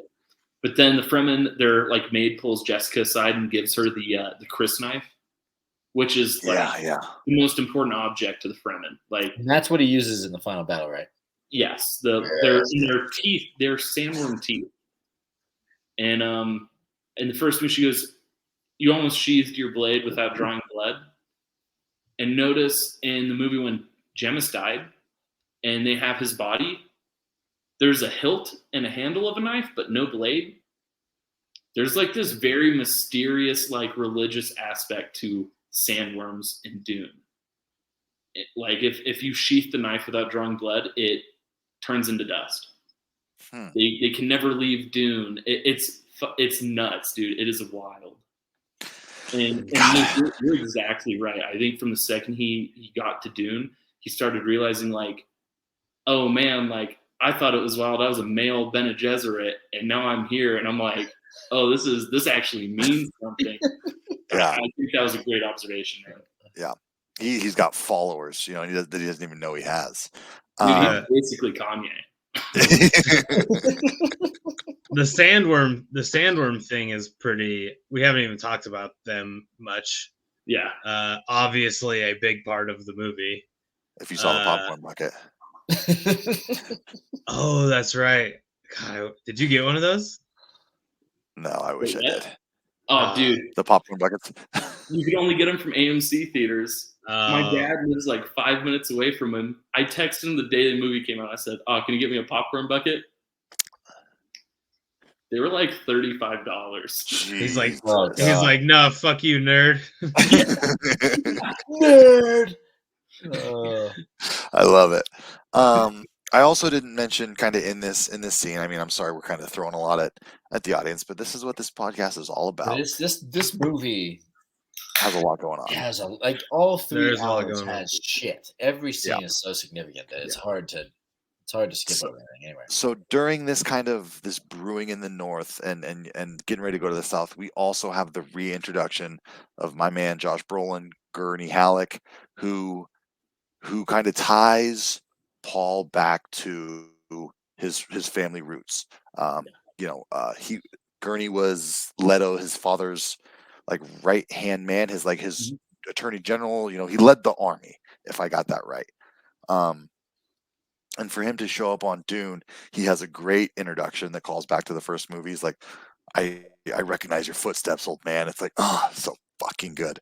But I think he does a really good job of showing Paul like, hey, I know you're kind of balls deep in this Fremen life, but you have a name, you have a heritage. Like the way that Paul kind of takes his ring off and puts his ring on throughout this entire movie means a lot. And I think Gurney is a huge reminder and a huge reason that Paul kind of makes the decisions that he does. And I really liked how Josh Brolin played it. What were your thoughts on Gurney and that whole introduction or reintroduction? Lucas, what are you thinking? Yeah, no, it was a good way to kind of tie the knot back into who he is and why this is all happening. It was kind of cool that he was what was he doing? He was basically Smuggling spice. Yeah, exactly. Which Smuggling is cool. Quite profitable. Yeah. Exactly. He became a pirate. Yeah, that was pretty cool. Also cool that he then had the secret about the warheads that were stashed in a mountain. I want to get into that. Yeah, man, it was a good callback and a good way to just tie up the bow. He was a character who I think we all assumed was dead, right? So and legitimately, I think we all think he was dead too. It's not like one of those ones like, no, that fucking guy didn't die. But then no, we just assumed everyone was dead. So because they never actually showed. The last that I remember seeing him in the first part was he was just jumping into the battle, ready to fucking take on a bunch of Harkonnens, and then it kind of you never see him again. So yeah, his reintroduction. First of all, the scene was awesome, but it definitely was the turning point for Paul to be because when he's talking to his mother before she drinks the water of life, and she says, "Your father doesn't believe in revenge," and he says, "Well, I do." Well, I do. And as he's basically becoming a Freeman, he's fighting Harkonnens and he's doing all this shit, but it almost seems like he's more focused on just ingratiating himself with the Freeman, being with them, being with his hot ass new girlfriend, and Gurney flips him back to no, dude, your family was slaughtered. Yeah. And annihilated, and it's time to fucking take back your name and do what you were born to do. Now, that Gurney was the one that flipped that back. It's fucking awesome. Yeah. And Josh Brolin is also fucking awesome. And he had a few lines in there with his voice. I turned to my wife while we were watching. I was like, "You recognize that voice?" You put that Thanos voice on. I was like, "Ooh, baby, he's here to wreck shit." I love it. Oh, Connor, what can you give me? Give me some insider information on Gurney here. I mean, I feel like there's, because he's still going. I mean, he's got this he's got a revenge story as well. There's a lot to him, I think. I mean, so okay, Gurney is in the book portrayed as this grizzled veteran who actually was a Harkonnen slave who fought in the gladiator pits and is covered in scars. They have this thing called ink vine, and it's basically a whip that when it hits you, it gives you poison ivy. So he hates the Harkonnen more than anything. Duke Leto saved him from that, and that is his everything. The Atreides he's never married, he doesn't have children. All he has is the Atreides, his skill at fighting, and he's actually a really good musician. That's pretty much it. Nice. The movie really do give him a little credit there. He did play. Was that a ukulele guitar on the ship when he comes back down? I love that. I don't remember. So he did play an instrument on. Oh, he did. He said, something about my pants are filled with piss, my hands are full of sand, something like that. He sings these wild pirate shanties, and in the book, most of them was well, we're gonna go fight, and if I don't die, I'm getting pussy. Those are my favorite lyrics to any song ever. So I think the next part of the movie, if I don't mess this up, is they agree to go south. So they all jump on sandworms, which the sandworm travel is a little bit confusing to me because if a sandworm is jumping through the sand and its nose goes back in and it's so long and you grab it up here, how are you going to control its nose? Yeah, how do they? Yeah, that's what I didn't get either. It's why doesn't it go back? It's underground all the time. Was that what the hooks do? They kind of show them that they can make it turn and shit, but it's not a real good explanation of why they don't go back under. There's 3 seconds total where it kind of shows how they describe it in the book, and basically the hooks go on right, and then it pulls that flap up. Yeah. Well, underneath that scale is soft tissue, so that part of the worm they have to keep above sand, otherwise it just gets grated. Sandy. Yeah. Yeah. So Paul's on it, and if it's just one guy, you can't really control it at all. But then notice when they're all riding it and they look back and there's 4 or 5 other people all having hooks on it, all on one side or the other. They do have ways to like steer them, but basically, as long as they have those hooks up and they're pulling those scales away from the surface, that worm doesn't want to go back under the sand because it's going to be painful. There we Yeah. go. How they move, though, like worms, No one like gets- squid, right? Like, Yeah, that's true. Yeah. It's not adding up. Oh, that's true. It's got like it's like a jetpack in its ass that just yeah, And so as they're going south, I think they're on a few worms. I guess Paul is by himself, and it shows it that he kind of branches off and goes his own way. And he goes to this place where they manufacture this water of life, where, Lady Jessica was there earlier and she's like, let this dude try and drink this water. Mhm. He's going to show up. Earlier in the movie, we know that men, if they drink it, it's fatal. They're going to die.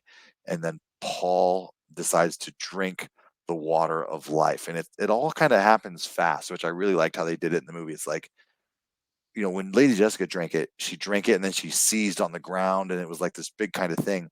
But when Paul drank it, it was like very quick. And it's almost like we saw it from other people's perspectives.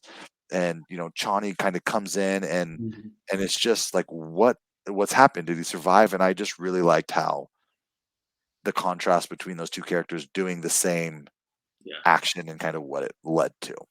But she was like, there was like she's like trained to like fight it off or something.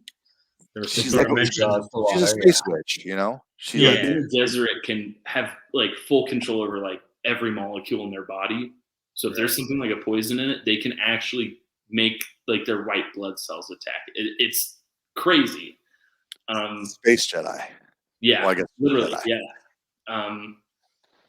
And that, what you're saying, Lane, really leads into, I think, what they struggled with the most in this movie as an adaptation is conveying how much time has passed. By about that point in the book, Paul's been there about 4 years now and has a 2-year-old child. Oh, so they definitely did some time skipping there. Yeah. So I think my only question on the whole sequence of events here with him drinking life wine, why is Chani so mad? Is it just because she's supposed to be a 15-year-old chick who is mad that her boyfriend is now I craving think power? Like it's what? because Paul had fought, because Chani was on team that the leader of the liaison guide needs to be a Fremen. And Paul was always like, no, it's not me, it's not me, it's not me. And I think this is the first time that he bought into the prophecy and kind of That's okay. went That's what against I their think. things. Yeah. And so, I mean, she was mad, but then she did the thing where she had to cry or lick her finger or something and The put it tears of the It is the desert, tears of desert. the sand. Yeah.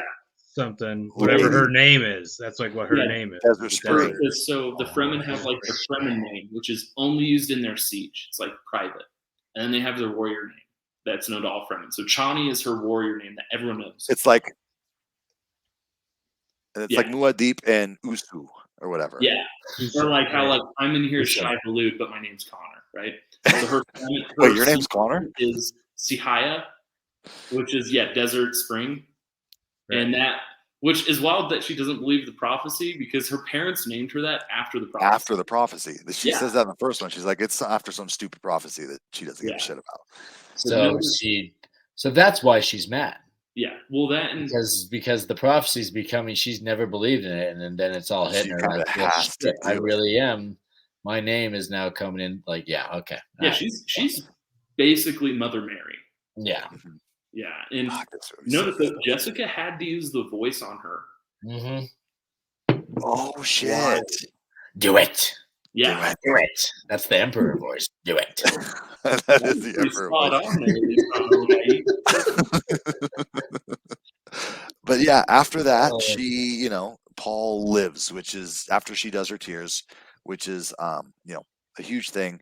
We can get into that. We don't really have to. We're running long, but Paul wakes up and Paul lives, and immediately he's like, he sees, both him and Jessica see that Jessica's father is Baron Harkonnen. So Paul is a Harkonnen, and he pulls Jessica aside, and he's like, "When did you find out? Like, yo, if we're gonna win," it's kind of like that scene in Avengers where Doctor Strange is like, "I've seen 7 million options, and we win in one of them." It's kind of like that, where he's like, "If we're gonna survive, we have to do this brutally. This is not going to be. We're not going to be able to do this nice and win." Yeah. And so from that moment, he turns into a motherfucking war leader, basically, right? What did we think about this change in the character? Did we see it coming? Because for me, I went from 6 to like, this movie's fucking amazing. Yeah. So my first question is his vision With his sister. with his sister, right? Looking over Right. the water. So that's the Joy, right? Yeah, Anya Anya Taylor-Joy. Yeah, Yeah. yeah. Which was That, and Anya Taylor-Joy. that's the baby, the fetus, right? yeah. Yes. So was he? Is she the actual Lisan Al Gaib? That's what I was getting from it. Is like he's finding out now that. Thank you, Connor. Don't spoil it. Thank you. But see, yeah. that's where I'm getting like. That's where I'm getting confused and pissed. I'm like, so did he just see that his sister is actually the? But she's he's like, supposed to I be? have. I think she says something along the lines like, "I'm so glad you're here. I have something to show you." Like she is going. I think she's going to kind of lead him. I think he's going to learn from her, and I think he's still Lisan Al Gaib. I'm like Stilgar. I believe in him, but I think he needs. It is written. I think he needs the help of his unborn sister. Yeah. But anyway, yes, he does. He does go full fucking throttle. I am the fucking man. Yes. We're gonna win And this he shit. goes into. He makes it. They make it south, and God, it's kind of tough from here. No, basically, kind of- he leads them into war from that point. Yeah, he defies all their rules and Yep. speaks and basically says, "None of you can stand up to me. If you want to If fucking, any one of you can fucking take me, now you is your chance. Yeah. I'm gonna break all your rules. It's not your way anymore. It's my way, and I'm leading you. Fucking get on the train." Yeah. And he says a bunch of stuff about that dude. That's like, how would he know that unless he were? Yeah. Yeah. basically Like, reads his their mind. grandmother. Yeah. Yeah. And So keep in mind, like Fremen tradition, you only speak at those if you're the leader of a siege. Mhm. The only way to become a leader of the siege is by killing that leader. So that's why Stilgar was like, take my Stilgar's life. like, "Kill me, yeah, please." He's in. Yeah. Nah, I need you. I need you When he the told war. him to sit down and told everyone to shut up, everyone was like, oh shit, this kid just doesn't believe in us. So everyone was like about ready to kill him. And then he busted out his newfound prescience because he drank the water of life, his human computer, and said, hey man, your grandmother got hit in the face with a rock and lost an eye when she was 8. You cry when people die, which is like giving up water, which is like a sin. Yep. And yeah, so that's when there's finally actual evidence that Paul might be the Lisan Al Gaib. Right. He's got Yeah. some higher knowledge, higher power. Yeah. I really like, Connor, how you mentioned the crying in the desert, because at the beginning we have Lady Jessica who's pregnant, and it's like, don't throw up, like hold on to your water, and she throws up. And then when when she sees the water for the first time, she's like, it's countless souls, and she cries, and Stilgar's like, don't give up your water even for the dead. I think, yeah, and he licks her tear up. I think the only other time I remember seeing crying, and I might be wrong because I'm not that smart, but is when Paul is like saying goodbye to Chani, or they're talking on that hill, and he's like, I have to go south. Like, and I think that's the only other time. And I really appreciated it because it's subtle, but it shows us that like Paul is ingrained in the Fremen way of life, and the fact that he's willing to give up his water at this point is like, he really cares about her, and he's not trying to be this. He doesn't believe in this prophecy until he does. And so going back to your question that kind of sparked this discussion is that was what was powerful about the change, I think, is that like he kind of just wants to be a Fremen and like fucking hang out with Chani, and like he's into this lifestyle, but like he starts seeing that like he has a bigger purpose and he has to kill the Emperor. He has to take over. if he's going to turn this planet Arrakis into this paradise, he has to embrace his what now he is thinking, okay, this actually might be my destiny. This like I have to do this. Yeah. And so that was it was powerful. And then how dark he becomes though, like he becomes so fucking good, dude. He becomes like a scary dude. Like he's not. Yeah. I mean, he took the same turn that Jessica did after she drank. After she drank the water of Yeah, life. dude. No, he And drinks the water of that's life and has a vision of billions with a B of people starving to death. Yeah. Because like this, And all this is because of that. many planets in the universe, all the great houses that we've never even been introduced to. I think there's like 8 or 9 like really huge ones. Yeah. Yeah, no, it's powerful, man.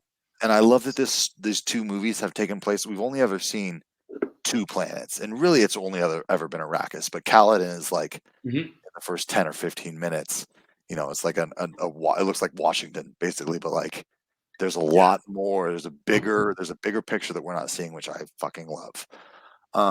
Okay, let's kind of see at this point. Baron, the big boss, Harkonnen, is pissed because spice production has been run amok. Austin Butler is out there he's kind of taken over the reins. And then let's see, how do they kind of meet up here? Like what? So now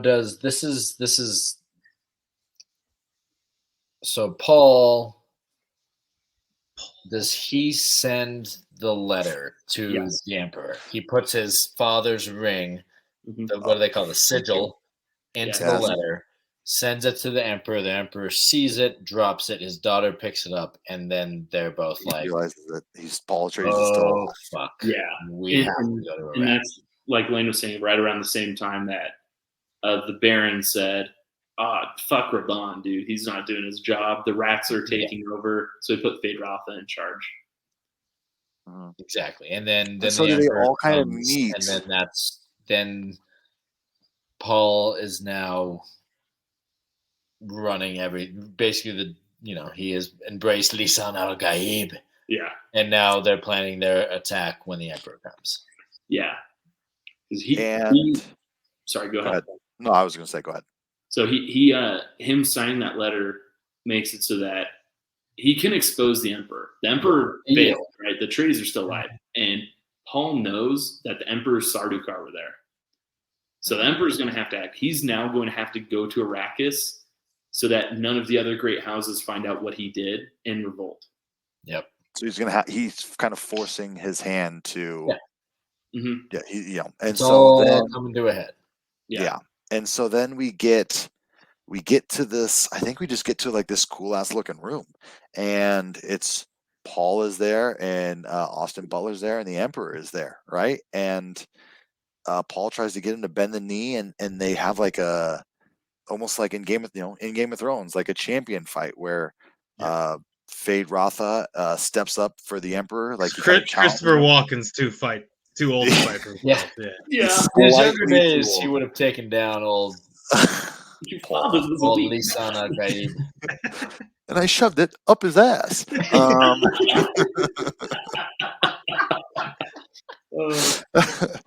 But so Austin Butler steps in, and it becomes an Austin Butler versus Paul Atreides fight. And I really liked how Gurney is like, hey, let me fight for you. And Paul's like, no, man, this is my fucking battle. This is my chance to show everyone really who I am.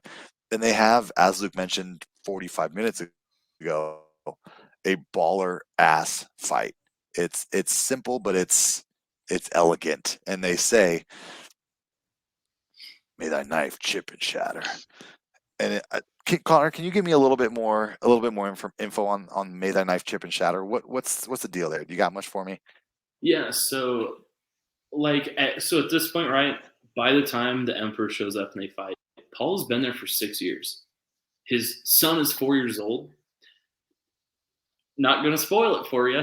I'm gonna stop there. But so Luke or Keith, one of you was exactly right. He wants to be a Fremen. He just wants to live his life. His hand is forced into embracing his role as Lisan al-Gaib, drinking the water of life. so that he can make Arrakis a paradise. The Fremen have a very real tradition of if you want power, you have to take it. And when he fights Jamis begins the fight and goes, may that knife chip and shatter. Paul does the same thing. And that's really where you see Feyd-Rautha, who's shown to be basically, I guess, like a foil, like really just an alternate Paul, a different possible Kwisatz Haderach. The asshole version. But part of the tradition is that, or the prophecy is that Kwisatz Haderach is going to pick up on Fremen tradition and their way of life as if it's their own. Mm-hmm. Feyd-Rautha doesn't know, so he just goes, "Yeah, may thy knife chip and shatter." You're fucking Like, sick. fuck you, yeah. So I think that's really the big significance there, is showing that Feyd-Rautha is a potential that could have been, but he's not. But he's not. Yeah. It's also just like this is probably not right, but it's just a funny thing to say. Like, you right before you're about to.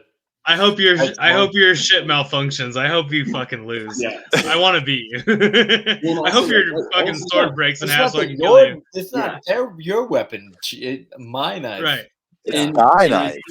Because the movies don't explain the Chris knives like at all, I think that really helps also play into the whole, like, we don't know anything about their universe, their religion, or what's really going on.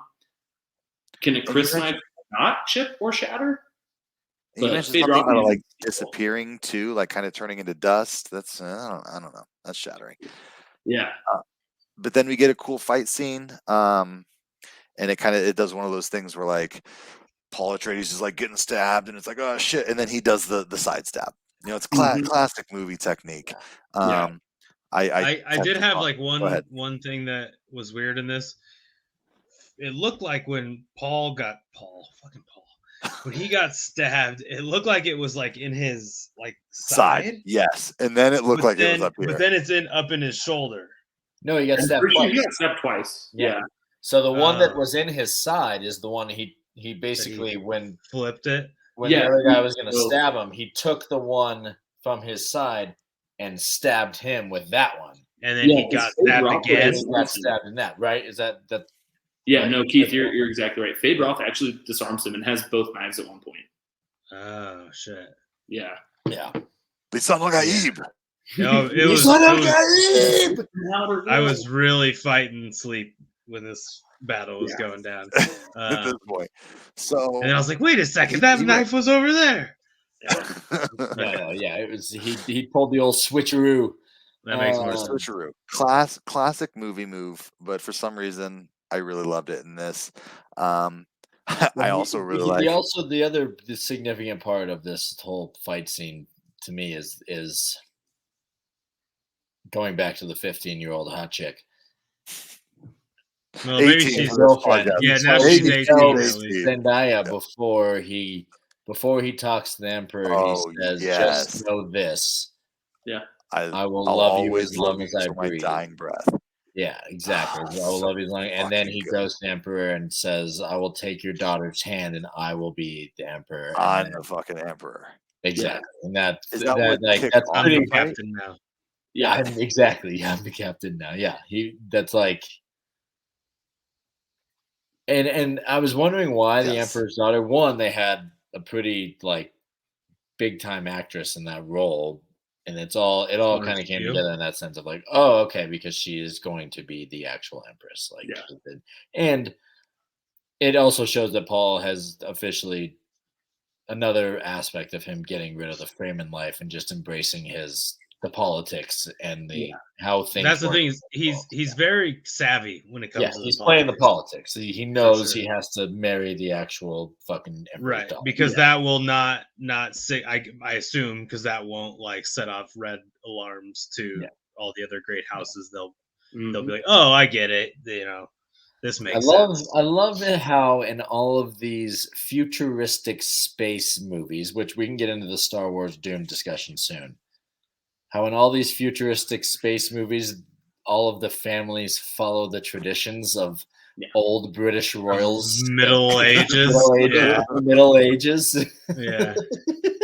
shit that happened thousands of years ago, and then Yeah, it's thousands of years into the future, we go back to the shit Right. that used to happen, arranged marriages and Our politics. technology is awesome. Our politics It are just fucking just ancient. keeps regressing. Yeah. Well, we're on our way there anyway, so it's fucking A. All right, I want to have the Star Wars talk. Yes. Are we? We're. Hold on, I think we're good one on more the. thing. Let me one more thing. We covered the movie. I just love how he's constantly taking his ring off. I don't remember if I said that, but putting it on, and we kind of see the phasing between, how he's between Fremen and Atreides, and then he says at the end, "I'm Duke." He kind of mixes his names. I'm Duke Paul Usu Duke Muad'Dib Atreides. Like, Muad'Dib Atreides, yeah. And Lynn, Yeah, another really good point you made is Gurney's reintroduction kind of forces Paul to realize that he can't just be a Fremen, and he does have to embrace how he was raised. And Chani's inability to like deal with that, like, and not realize like she just got her heart broken, but like Paul's gonna just marry this woman because he needs to. Yeah. And then the movie ends with her jumping on a sandworm. Yeah. All right, Lucas. So the Star Wars thing, I only heard about because my wife's dad, my father-in-law, mentioned to me when we were talking about him getting ready to go see the movie Dune 2, that his son, Lauren, my wife's younger brother, my brother-in-law, had mentioned to him and was asking him about the timing of when Star Wars came out, because he's like 21, right? So he doesn't even really know anything. He's an idiot. He doesn't even know. Subscribe. Yeah, he doesn't even know when like Star Wars came out, and I guess the Dune books came out in like the 50s or something. Yeah, 56. I think. So like the Dune books, or at least the first one, came out whatever 10, 15 years before Star Wars. 18. And he was saying, Michael, my brother-in-law, was saying to my father-in-law that he thinks that George Lucas stole the whole story of Dune from the books. I think that's crazy. If I had watched both of these movies without having heard that conversation, Star Wars would have barely crossed my mind. I did not see almost any similarities whatsoever between the two movies. I would say that to me, Dune, the only similarity they have is that they're in space. That's the only, like, it's like a space travel aliens type of movie. Way more similarities in my mind to the Bible. And have you ever heard of it? Right. Yeah. Yeah. Fucking read up on it. It came out way before Dune. And Game of Thrones. This is way more Game of Thrones and Bible to me. Bible. Yeah. Literally, dude, King James version, any version. Okay. Real quick, right? Just replace the word Dune with Tatooine, and then replace Jedi with replace Sith or Jedi with Bene Gesserit. See, but there's no other side, right? The Bene Gesserit are just them. There's no dark side and the light side, but there's no light side and dark. Like there's no. The Force is way different than what they do. They just fucking growl. They growl at you and make you do something. So that's not what the Force is at all. That's not the Force at all. How is that? So my overarching point though is that the similarities that have been pointed out to me between Dune and Star Wars are very, very common themes that you'd see in dozens of stories, right? There's a chosen one. Okay. So Harry Potter. Fucking Harry Potter, dude. Yeah. How are the Bene Gesserit any different than wizards? Harry Potter, dude. No, that's my whole thing. Like, honestly, there's some of that shit in Lord of the Rings. Like, yeah, any story that you look at, there's like a chosen one. Yeah. Okay. Right? But what was the first movie that will have again the Bible? The Bible, the movie. I guess I don't know. Like, Bible. Not, like there's no. To me, there's nothing similar between these. Keith, I saw you getting loaded up, and then we all laughed. No. So here's the thing. don't think that George Lucas read Dune and said, "Oh fuck, I'm stealing all this shit." Yeah, I got some material now. There are just a lot of things. Return of the Jedi, for example, when Luke is saving Han and Jabba the Hutt. Jabba the Hutt looks pretty similar to the Baron. It does. Jabba is gonna kill Han Solo and Luke and feeding them. They're on Tatooine. He's going to feed them to a sandworm that looks pretty goddamn similar to the Dune sandworm, the chosen one, the space, the They Emperor. don't act, but they don't do the same thing at all. The I'm Dune just, worms, I am just the Dune saying, worms, and the Lucas, cartoon I'm not thing are saying not the that same George at all. Lucas took the whole entire idea from Star Wars from Dune. no. But there are a lot of things where you're like, See, but then what he was, kind of takes what my brother-in-law then was pointing out was, oh well, doesn't the way that he like progresses towards the end of the movie is a lot like Anakin Skywalker. I'm like, bro, that was 40 years after the original Star That's just Wars. Michael being an idiot. No, that's Right. that's These are very loose But connections between. it is Paul and Luke are kind of But yes, so the chosen one type deal. I think more the Tatooine and Arrakis again, Tatooine not that important. is very simple. It's where It he gets came blown from. up. It gets It's where he blown up. came from, and he immediately leaves. True. It's where they find him and they leave. I'm not saying that it's all Like I said at the very beginning of this podcast, Arrakis is like the main character of the story. Tatooine's not a character; it's just where he fucking lives. Yeah. And he leaves. We're not arguing. We are. I'm not We are. disagreeing. I am. I'm just saying that George Lucas might have read Dune and pulled a few things. That's all. He Yeah. just might have pulled a few things. So like, I Take grew up in some Modesto, theme. California, where George Lucas grew up, and is like a very big deal.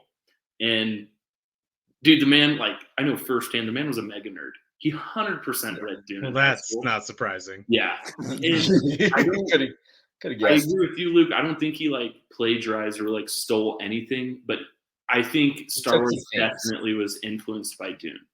And I think So it's that's- in more nuanced ways, like the themes of religion throughout the universe and its importance and its perks.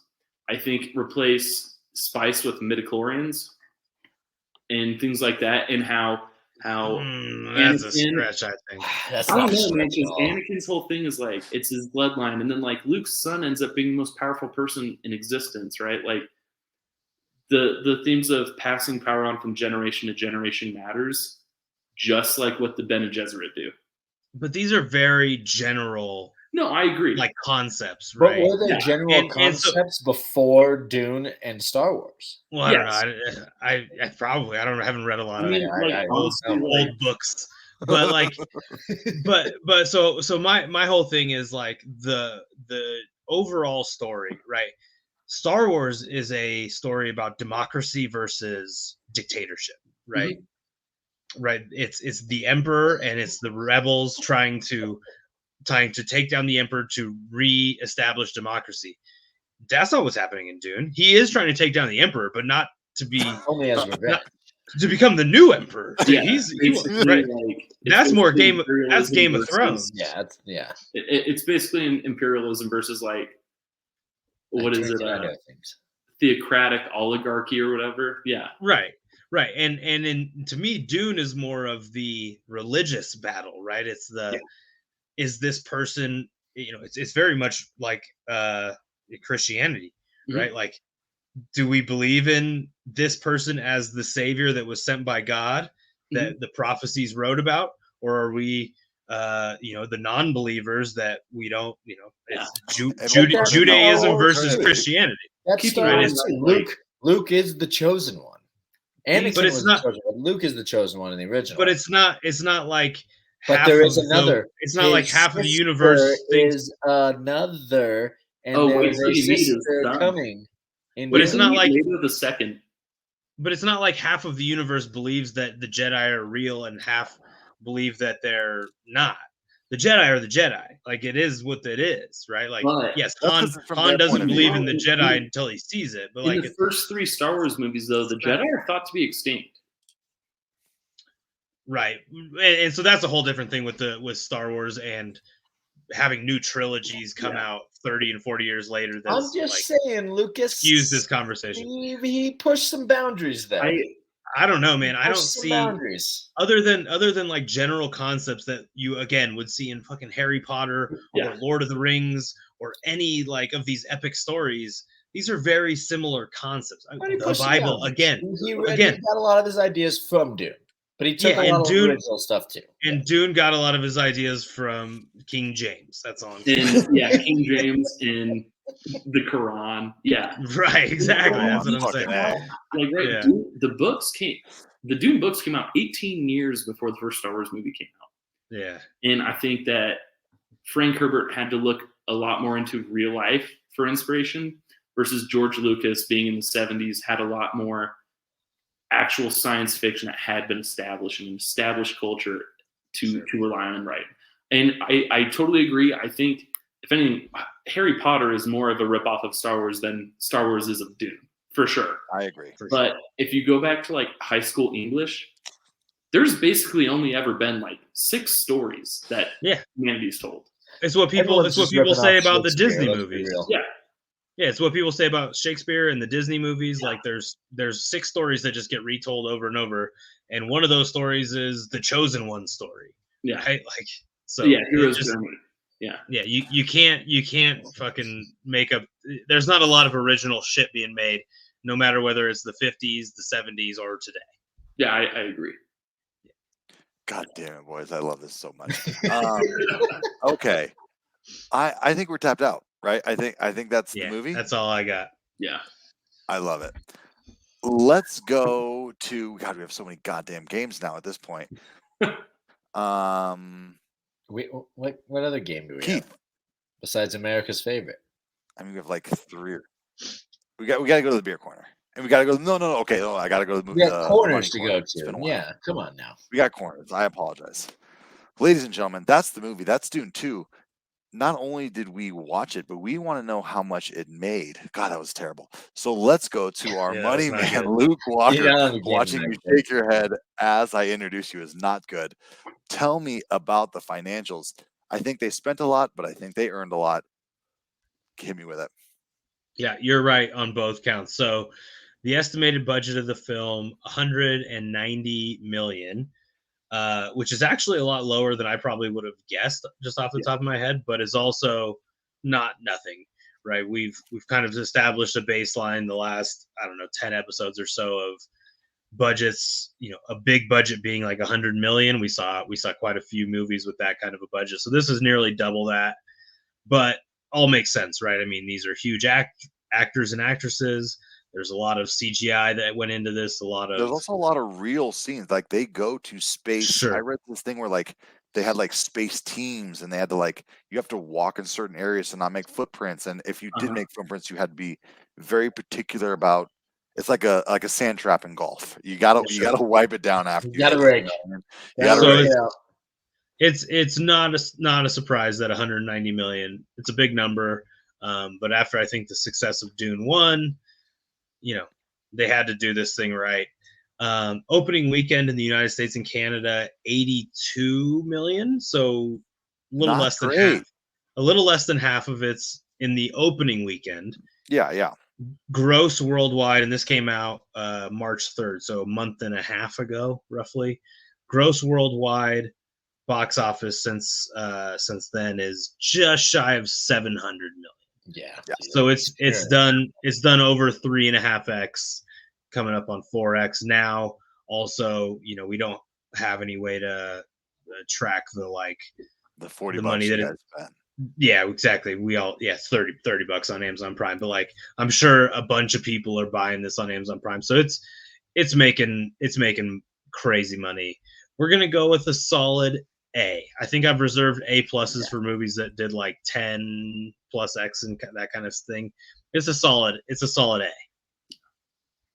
Yeah, I think that's a perfect way to describe it. We don't really know the final stats, and it's really interesting to see kind of 1 to 2, and I think the third movie is going to really blow this one out of the water. I think this movie really I is can't wait to building see all momentum. more. Yeah, we be didn't really mention that in the discussion of the movie itself, but it like clearly sets up for continuing to make these movies.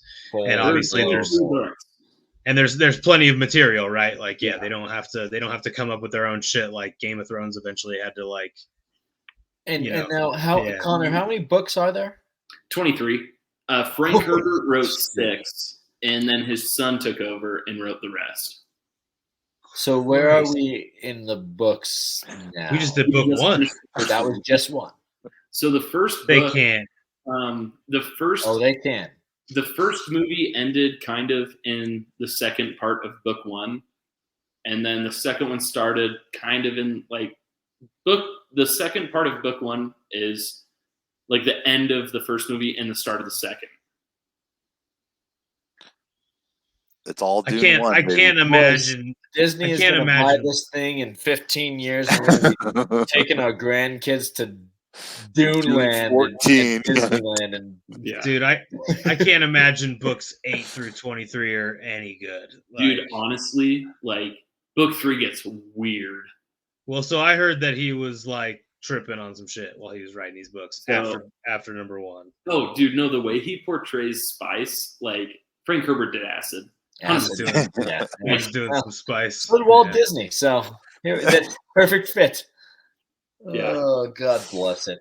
Well, the first word of this podcast, the second word, I guess, of this podcast name is beer.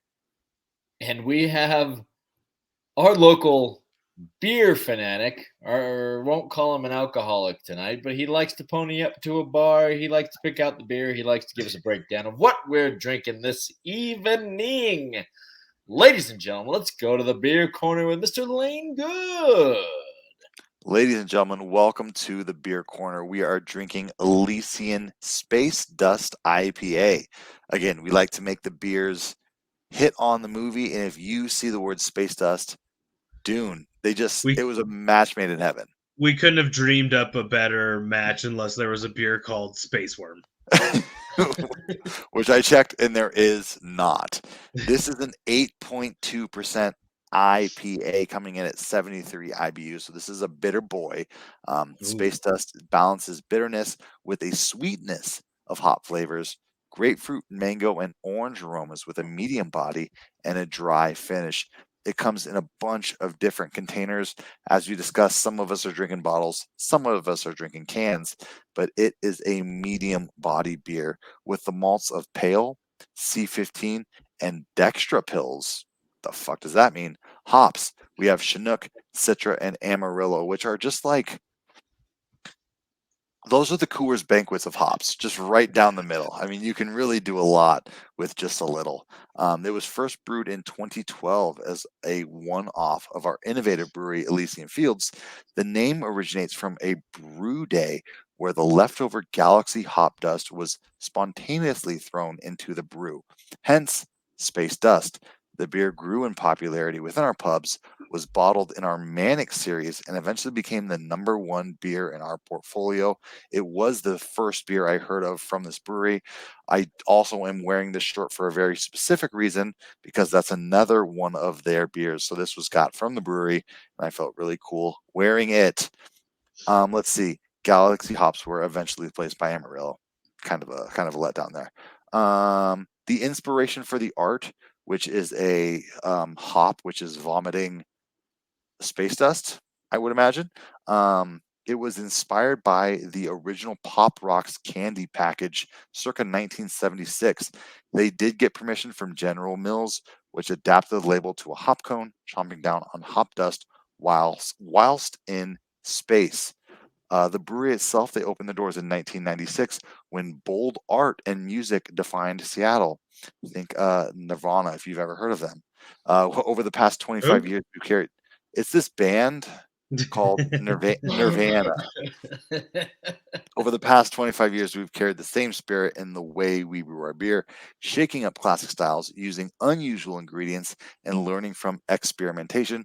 We push creativity beyond the brews. Each beer label is made by our in-house team who pull inspiration from design, photography, clay, paint, needlepoint, and even the occasional tattoo. Come chase down the rabbit hole with us. Elysian Brewery. And gentlemen, that is the beer corner. Cheers. Cheers. Yes. Did you happen to find any beer food pairings? Ah, I'm looking right now. Food pairing. yeah, you got something for me?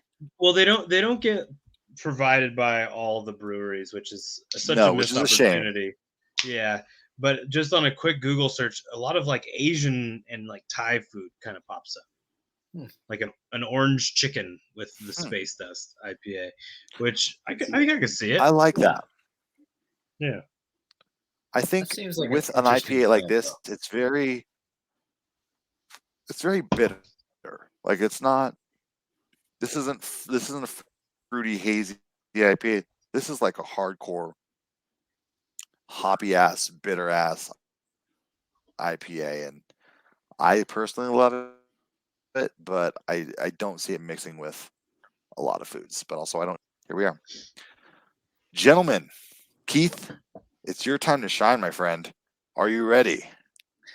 Let's play America's favorite game. Great. Let's. Rotten guesses. So good to hear that. Rotten guesses. So I'm going to. Welcome.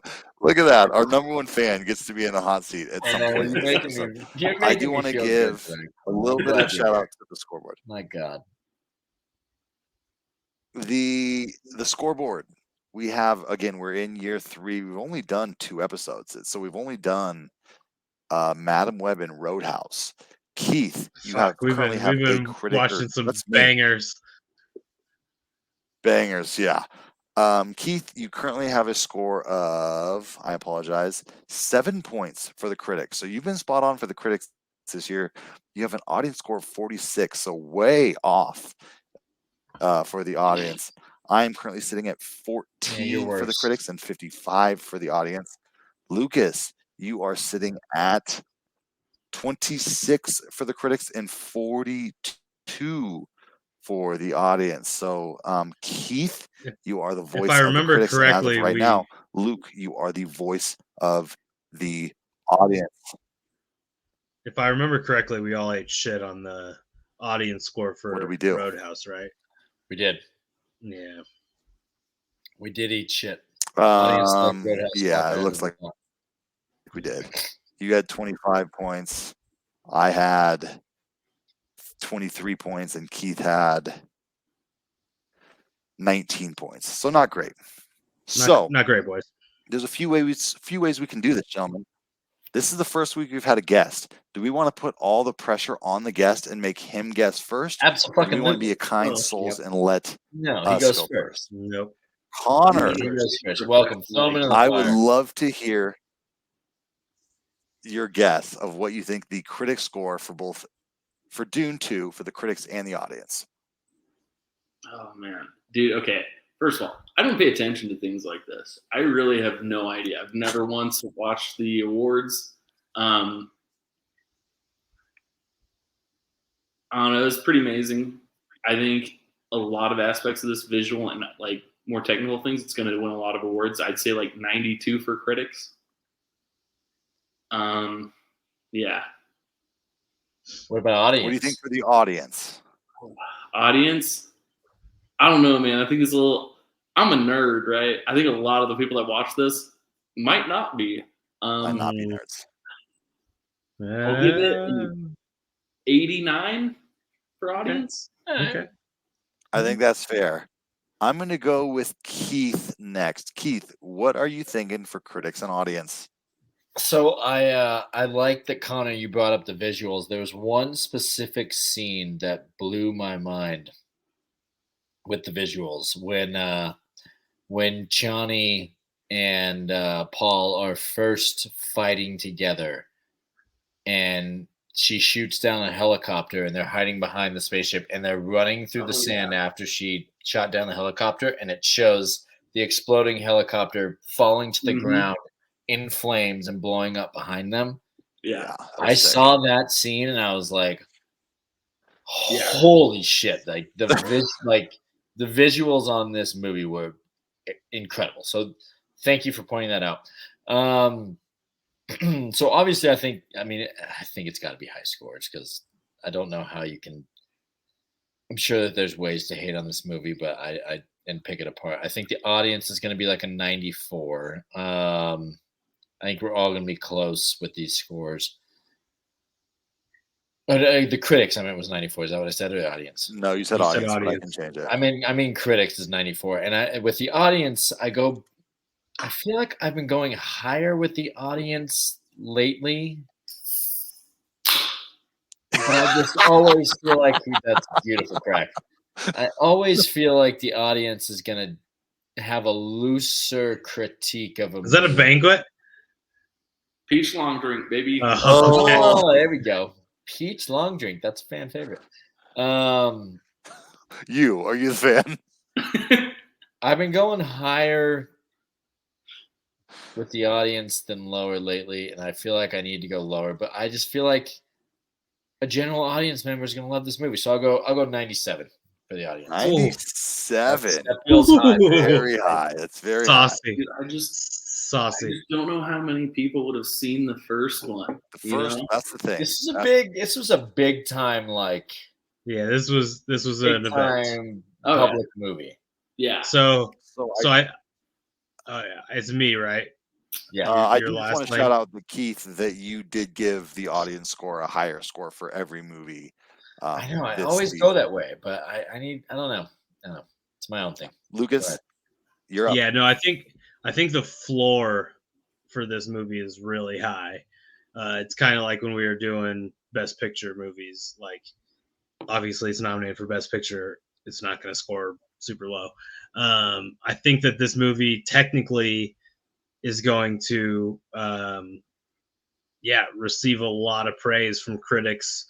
The sound, the visuals, like even some of the like cinematography, some of those kind of categories. I think this movie will get some praise. It's interesting that it came out in March, literally 12 months before the Academy Awards are going to be. Like, normally movies that get nominated for a bunch of shit come out in the fall. But so I think the critics are going to be super high. Fuck. Do I want to say 95? I do. I'm going to go 95. And I'm going to Price is Right Keith on the audience. I'm going to go 98, man. I don't think there's anybody who saw this. God, I don't think there's anybody who saw this movie This is a great movie. Isn't gonna like it. This is great. The first one I could see people being critical because it's a little I do slow. too. There's a lot of stuff you got to figure out, but this one is fucking badass. And this is a movie that, like I said, like my father-in-law went and saw it in theaters. I don't know that he's been to a theater in a decade, right? And he's not even like a nerdy like Star Warsy kind of a Game of Thronesy person. Like he was talking about it for a long time. Yeah. Family members told him that, hey, you should watch this. So he watched Dune 1 and then went and saw this in theaters with them. Yeah. So like people are excited about it for sure. Yeah. Yeah. There's no way that this isn't in the 90s for both categories. I mean, it's just, you can go back through the history of cinema and you can count a lot of seconds that are the best, Terminator 2, Two Towers, Empire Strikes Back, for me, Menace. You're a sick son of a bitch. Oh, take it back. Yeah. But you can just always point to the second movie being better and learning from their mistakes. And this is that to a T. I think this is one of the greatest second movies that have ever been made. And I just think, I don't know whose scores are what. I'm going to be honest, I'm a little sauce right now. But I think it's a 95 for both. It is just a fucking masterpiece for both the critics and the audience. I'm going 95 critics, 95 audience, and I'll live with the Goddamn. results for all in the 90s. Well, you're gonna be pretty happy there, Lane. Do you guys think that now that the second one's out, reviews for the first one are going to get better? Because I know a lot of the audience just said the first one was really slow. I didn't like it. It was boring. But it's all world building. Yeah, Right. exactly. The first one That's is 100% correct. I don't know. We should like call Rotten Tomatoes and be like, how does this work? How does your scoring system work exactly? Because I think you're right. Like the critics are probably locked in. I don't think any critics are going back and re-reviewing Dune 1, right? But I think the audience score for Dune 1 has probably changed a bunch over the last month or two. Yeah. But I think it's interesting to think about that dynamic because a lot of sequels get made only because the first movie was popular, whereas the first movie was made as a setup for other movies, and so it was good. It was good, but it left you wanting more. It's almost like the Lord of the Rings too. The first Lord of the Rings is setting up so much more that's gonna fucking come happen. So like, and this one, the second movie was delayed by a year and a half because of the strike. Yep. Which explains the March release date. They had to get it out at some point. Yeah, exactly. So Lane, the scores I have here in front of me. Yep. Critics 93. So we were all swimming in the right waters. Audience 95. So again, nice. Swimming in the right waters. Yeah, I mean it's just. And tough. then so who wins the critics? Just so you guys know, Dune 1 got a critics 83 and an audience 90. I bet you that audience was in the mid 80s as well and has climbed up. Yeah. I would think so too. Definitely. Yeah. So Holland, what did you say the critics in the audience were? Critic 93, 95. 95. So Connor, I just want to give you your shout out as our first guest. You were 1 point away from the critic, which ties our winner for the week, which is Keith. So congratulations to you. Luke and I were 2 points away. You were 6 points away from the guest. You guessed an 89. It was a 95. And I got it spot on. Yeah. So gentlemen, we've talked about. That's a real. Oh, I just guessed 95, You put 95 for both. That's lame. Okay, fine. I guess. No, don't change your fucking score. I guess 95. There's no fancy way to do it.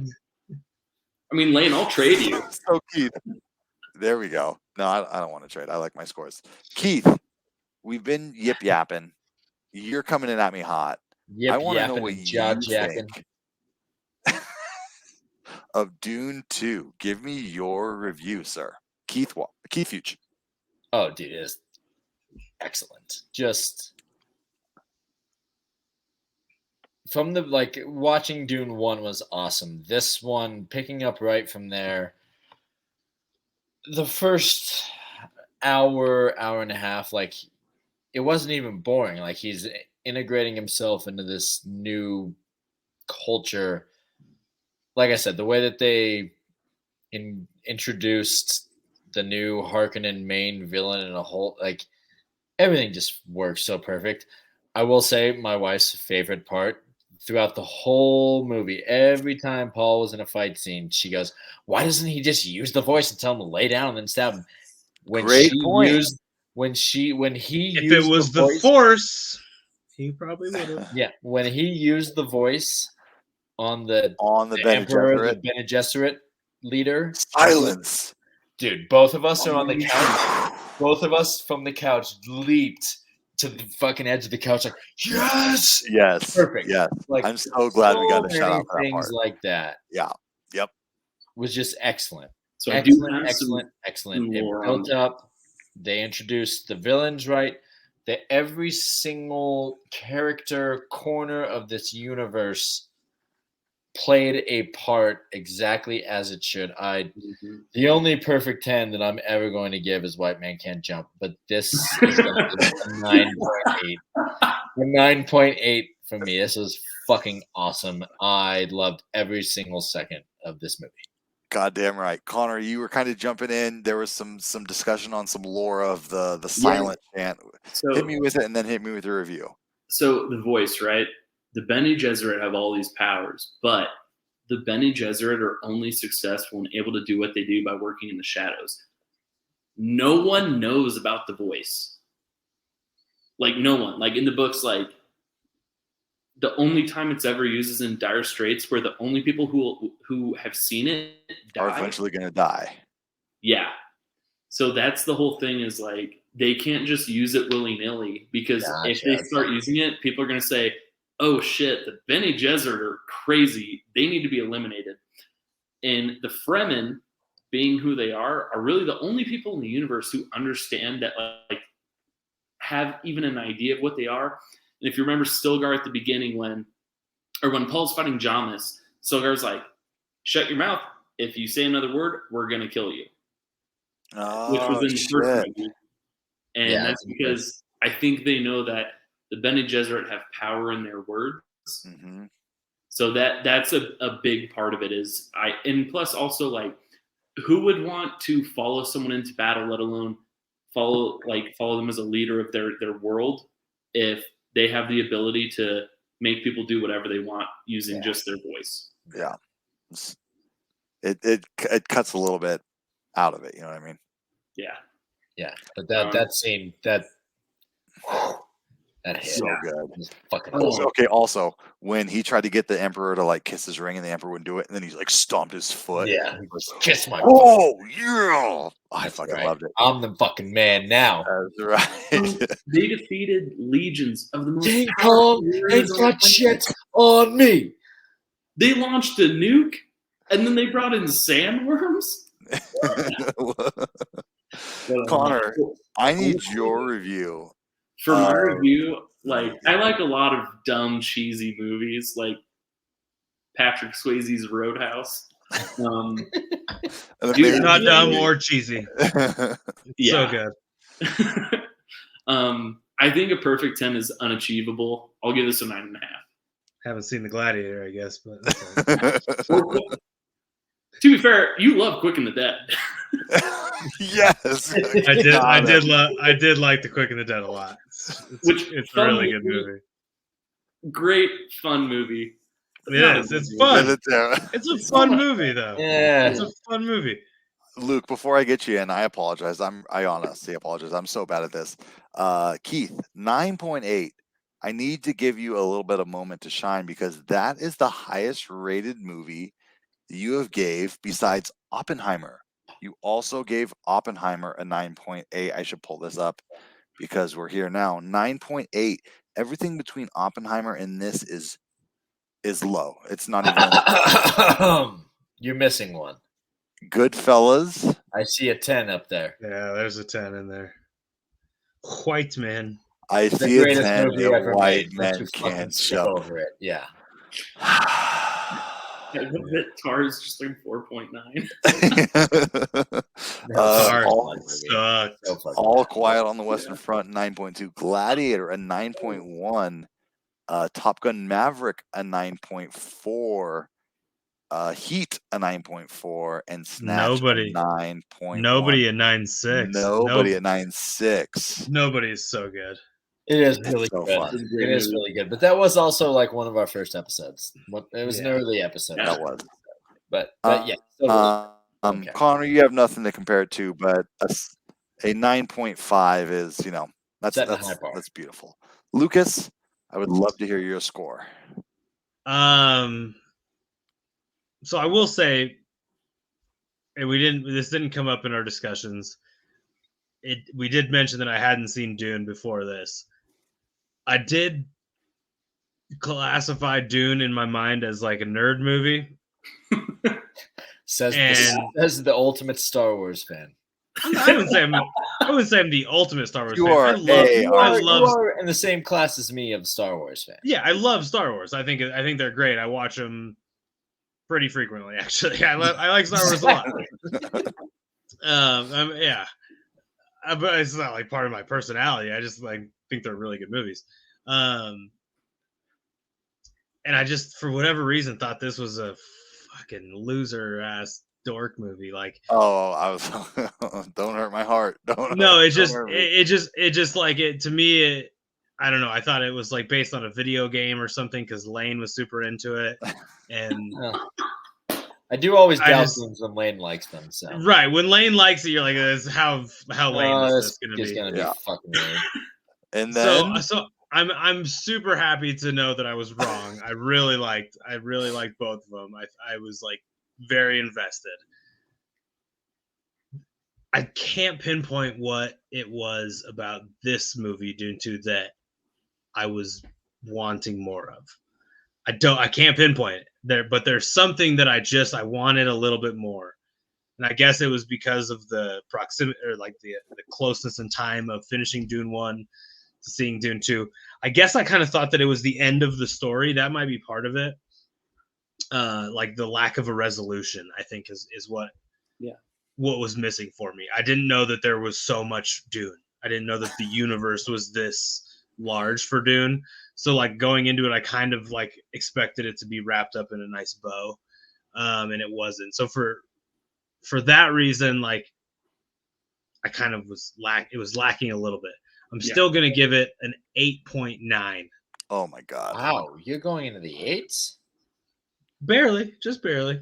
just barely, gentlemen. See, I respect that score. I think that's valid. Connor, I would Yes. love to hear your thoughts on Dune 2. I wish that I had started the books after I saw the movie because, and I brought this up before, is Dune is just it's really hard IP to make an adaptation of.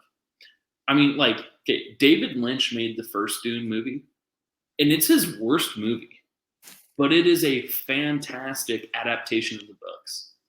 Like, honestly, like, if David Lynch would have made that movie, like, at this time, oh my God, it would have been amazing. He included a lot of things, and if you guys haven't seen it, like, he includes a lot of the universe that is just not in the movie. The use of mentats, like I said, there are no computers in Dune. There's no AI because they tried to overthrow humanity. And Paul is on his way to becoming a mentat, a human computer. Some of the most influential and powerful people in the universe.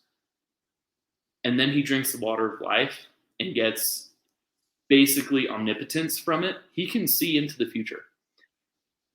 Knowing all this from the books and then seeing the movie, seeing what they cut out, like Aaliyah, his sister, isn't in the movie. His son isn't in the movie. It left me wanting more, a lot like Luke said. Like, even knowing that there was more to come after this, it left me wishing they would have done more. I think there's some points where they could have not taken so much time and added a little bit more in other areas. But honestly, dude, I loved this movie. I thought it was fantastic. I think a lot of the more technical aspects, visual and sound, were just astounding. I think the attention to detail was immaculate. Yeah, I could not agree more with you. I think for me, I mean, we mentioned that the first Dune is, it's fine. For the record, I would I might give the first Dune a better score. I like the first one a lot. What? The first like one that. was ambitious. Yeah. I like the setup. I mean, it's good. Yeah, it's good. The setup good. and like learning about it all. Yeah. Yeah. Like It's good. it wouldn't be that much higher. Like it would probably be like a 9 versus an 8. Yeah. For Like, me, they're I real think that as far as like trilogies go, think of the trilogies that we've watched and we think of. We think of Star Wars, we think of Lord of the Rings. I mean, Harry Potter's not a trilogy, but like we think of Dune is in the same Dark Knight trilogy. Yes, it's in the same ballpark as those. And Dune 2, I really think is the best.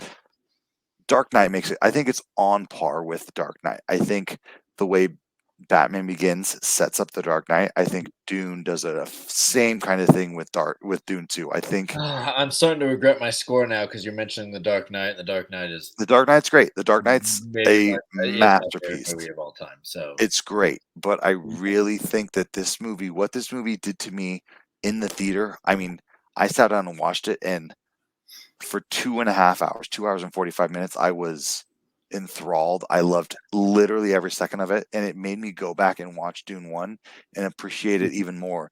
And then I watched Dune 1, and then I'm like, fuck, I need to watch Dune 2 again. So then I watched Dune 2, and then I go back and I watch Dune 1. I mean, I've seen these movies now countless times. I think this is just a masterpiece of film. You cannot sit down and not enjoy yourself.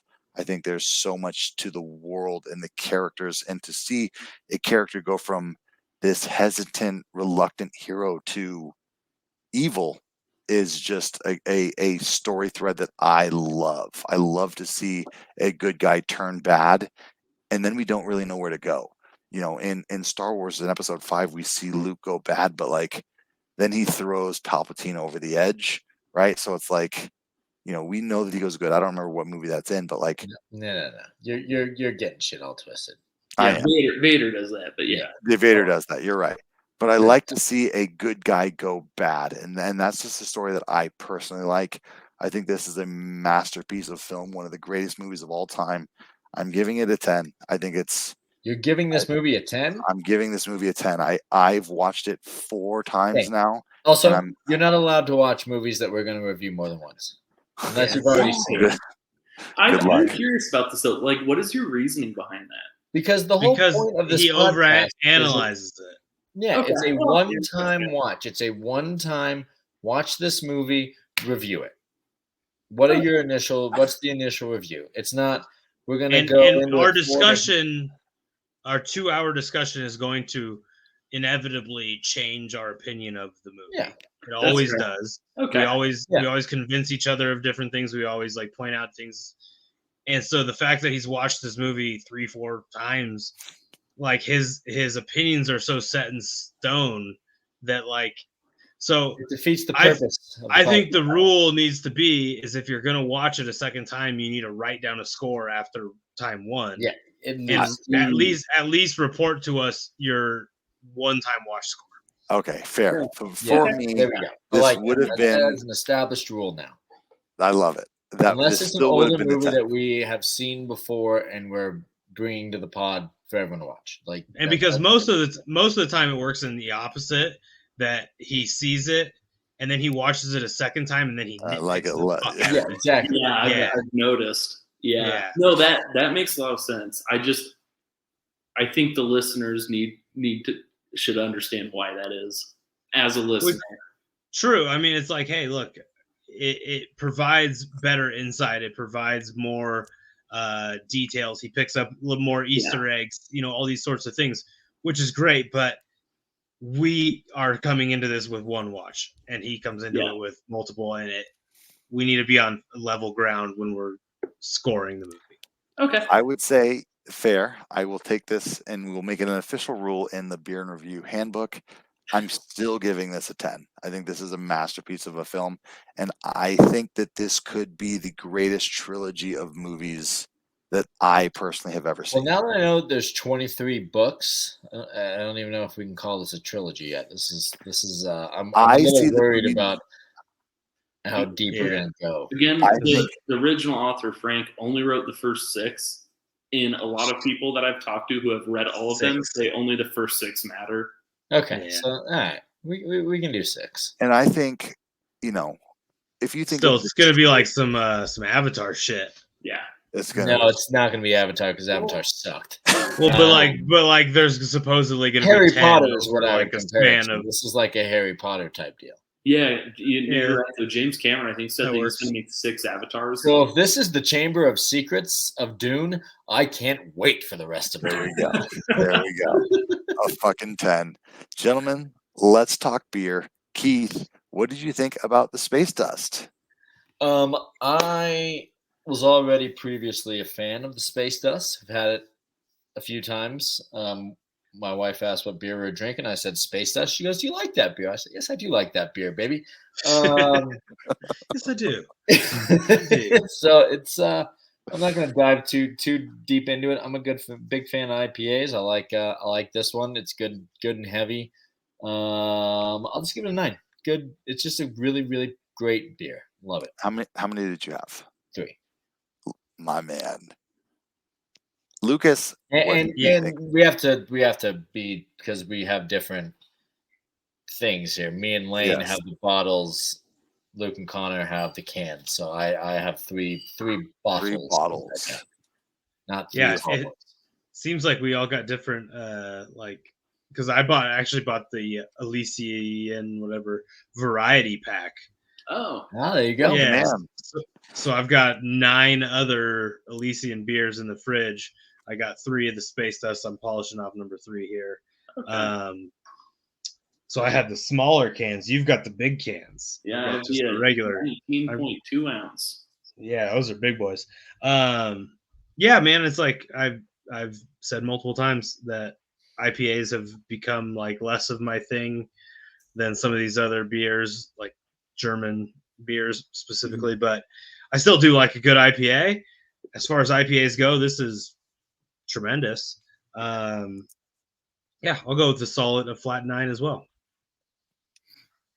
And you had 3 of them. 2 of them. I'm working on my. We'll count this is, 3. This is my 3rd. It'll be gone before the night is over.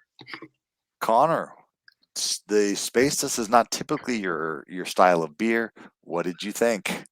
Yeah, I started this off saying I normally drink Coors Banquet, which is probably like the most mellow beer in the world. Like that is the beer when someone says, "Oh, do you want a beer?" That's what they picture, you know. The Banquet beer. I grew up a farm kid out in Urington. Oh, that explains it. Yeah. Well, see, back then everyone drank Sierra Nevada Green Labels, and so that's why, like, I remember being like 16 drinking those. I think 21, right? Yeah, 21 at least. Yeah, what did I say? 21, right? Yeah. And you said no, I want a Banquet. Yeah, no, I grew up drinking IPAs, and I remember thinking like, this kind of sucks. And I think as I've gotten a terrible introduction to beer, then yeah. Like I only got 2 of these because I thought that I was going to hate them, and I wish I would have just gotten a 6-pack of bottles because I enjoyed it a lot more than I thought I would. The 8.2% is, I drink for efficiency, and that's there. I found the bitterness to be a little bit more enjoyable than I would have thought. I do like that it's not terribly sweet. Mm-hmm. Like I'm drinking a long drink right now, and I'm not a big fan, but I should have got a 6-pack of the Elysian. No, I'd give it an 8. 8, and you had 2 big boys. Yeah. Yeah, I think you guys are all in the right ballpark. I mean, this is right up your alley, big fella. This is right up my alley. And again, this podcast through 66 episodes has taught me that my beer spectrum is a lot bigger than I thought it was, and I'm on the spectrum right now for IPAs. I think this is this is the best IPA that's like mass market. You know what I mean? Like if you're going to get a strong IPA that you can get anywhere, I think this is the best that you can do. I'm going to give it a 10. I don't want to fuck around. I think this is usually when I drink it. I think it's but you're tossing out 10s pretty friendly here today. It's an all-time episode for Lane. It's an all-time episode. 10 and 10. So put it on your calendars. I just think this was a masterpiece of a movie, and I think it's a masterpiece of a beer. I would drink this literally anytime, and you if can I die see and go to heaven tonight. Exactly, I'm done, boys. If I see this on a beer spout, I will select it. It's a masterpiece of a beer. 10 and 10. I'm so glad I got to spend the night with you boys. Lucas, you are our host next week, so it is up to you to decide what movie we're going to watch. What do you want to watch? All right, so we talked a little bit offline before we got on. We mentioned the Charlie Day movie Fool's Paradise, which would be like a fun kind of lighthearted movie. How are you guys feeling? Fun and lighthearted? Or are you feeling something a little darker. Because I've got a really good option. I've got a really good option for the darker. I would love a really good option for the darker. So then we're gonna watch Monkey Man. Monkey Man. I like this. This is starring Dev Patel. It's supposed to be like the John Wick. I think he also directed it. Yeah, directed and starred. Yeah. Okay. It looks fucking sweet. It looks fucking sweet. And this is like still in theaters, coming out of theaters. But you can get it on streaming services as well. Fuck yes. Yes. Love it. Monkey Man. Excited. All right, ladies and gentlemen, thank you so much for watching A Beer and Review, episode 66. Connor, thank you so much for joining us as our first guest. You were wonderful. Keith, Luke, as always, thank you so much. And let's not forget to thank our sponsors over there at Dark Soul. They're at Dark Soul, who are our number one fans, obviously.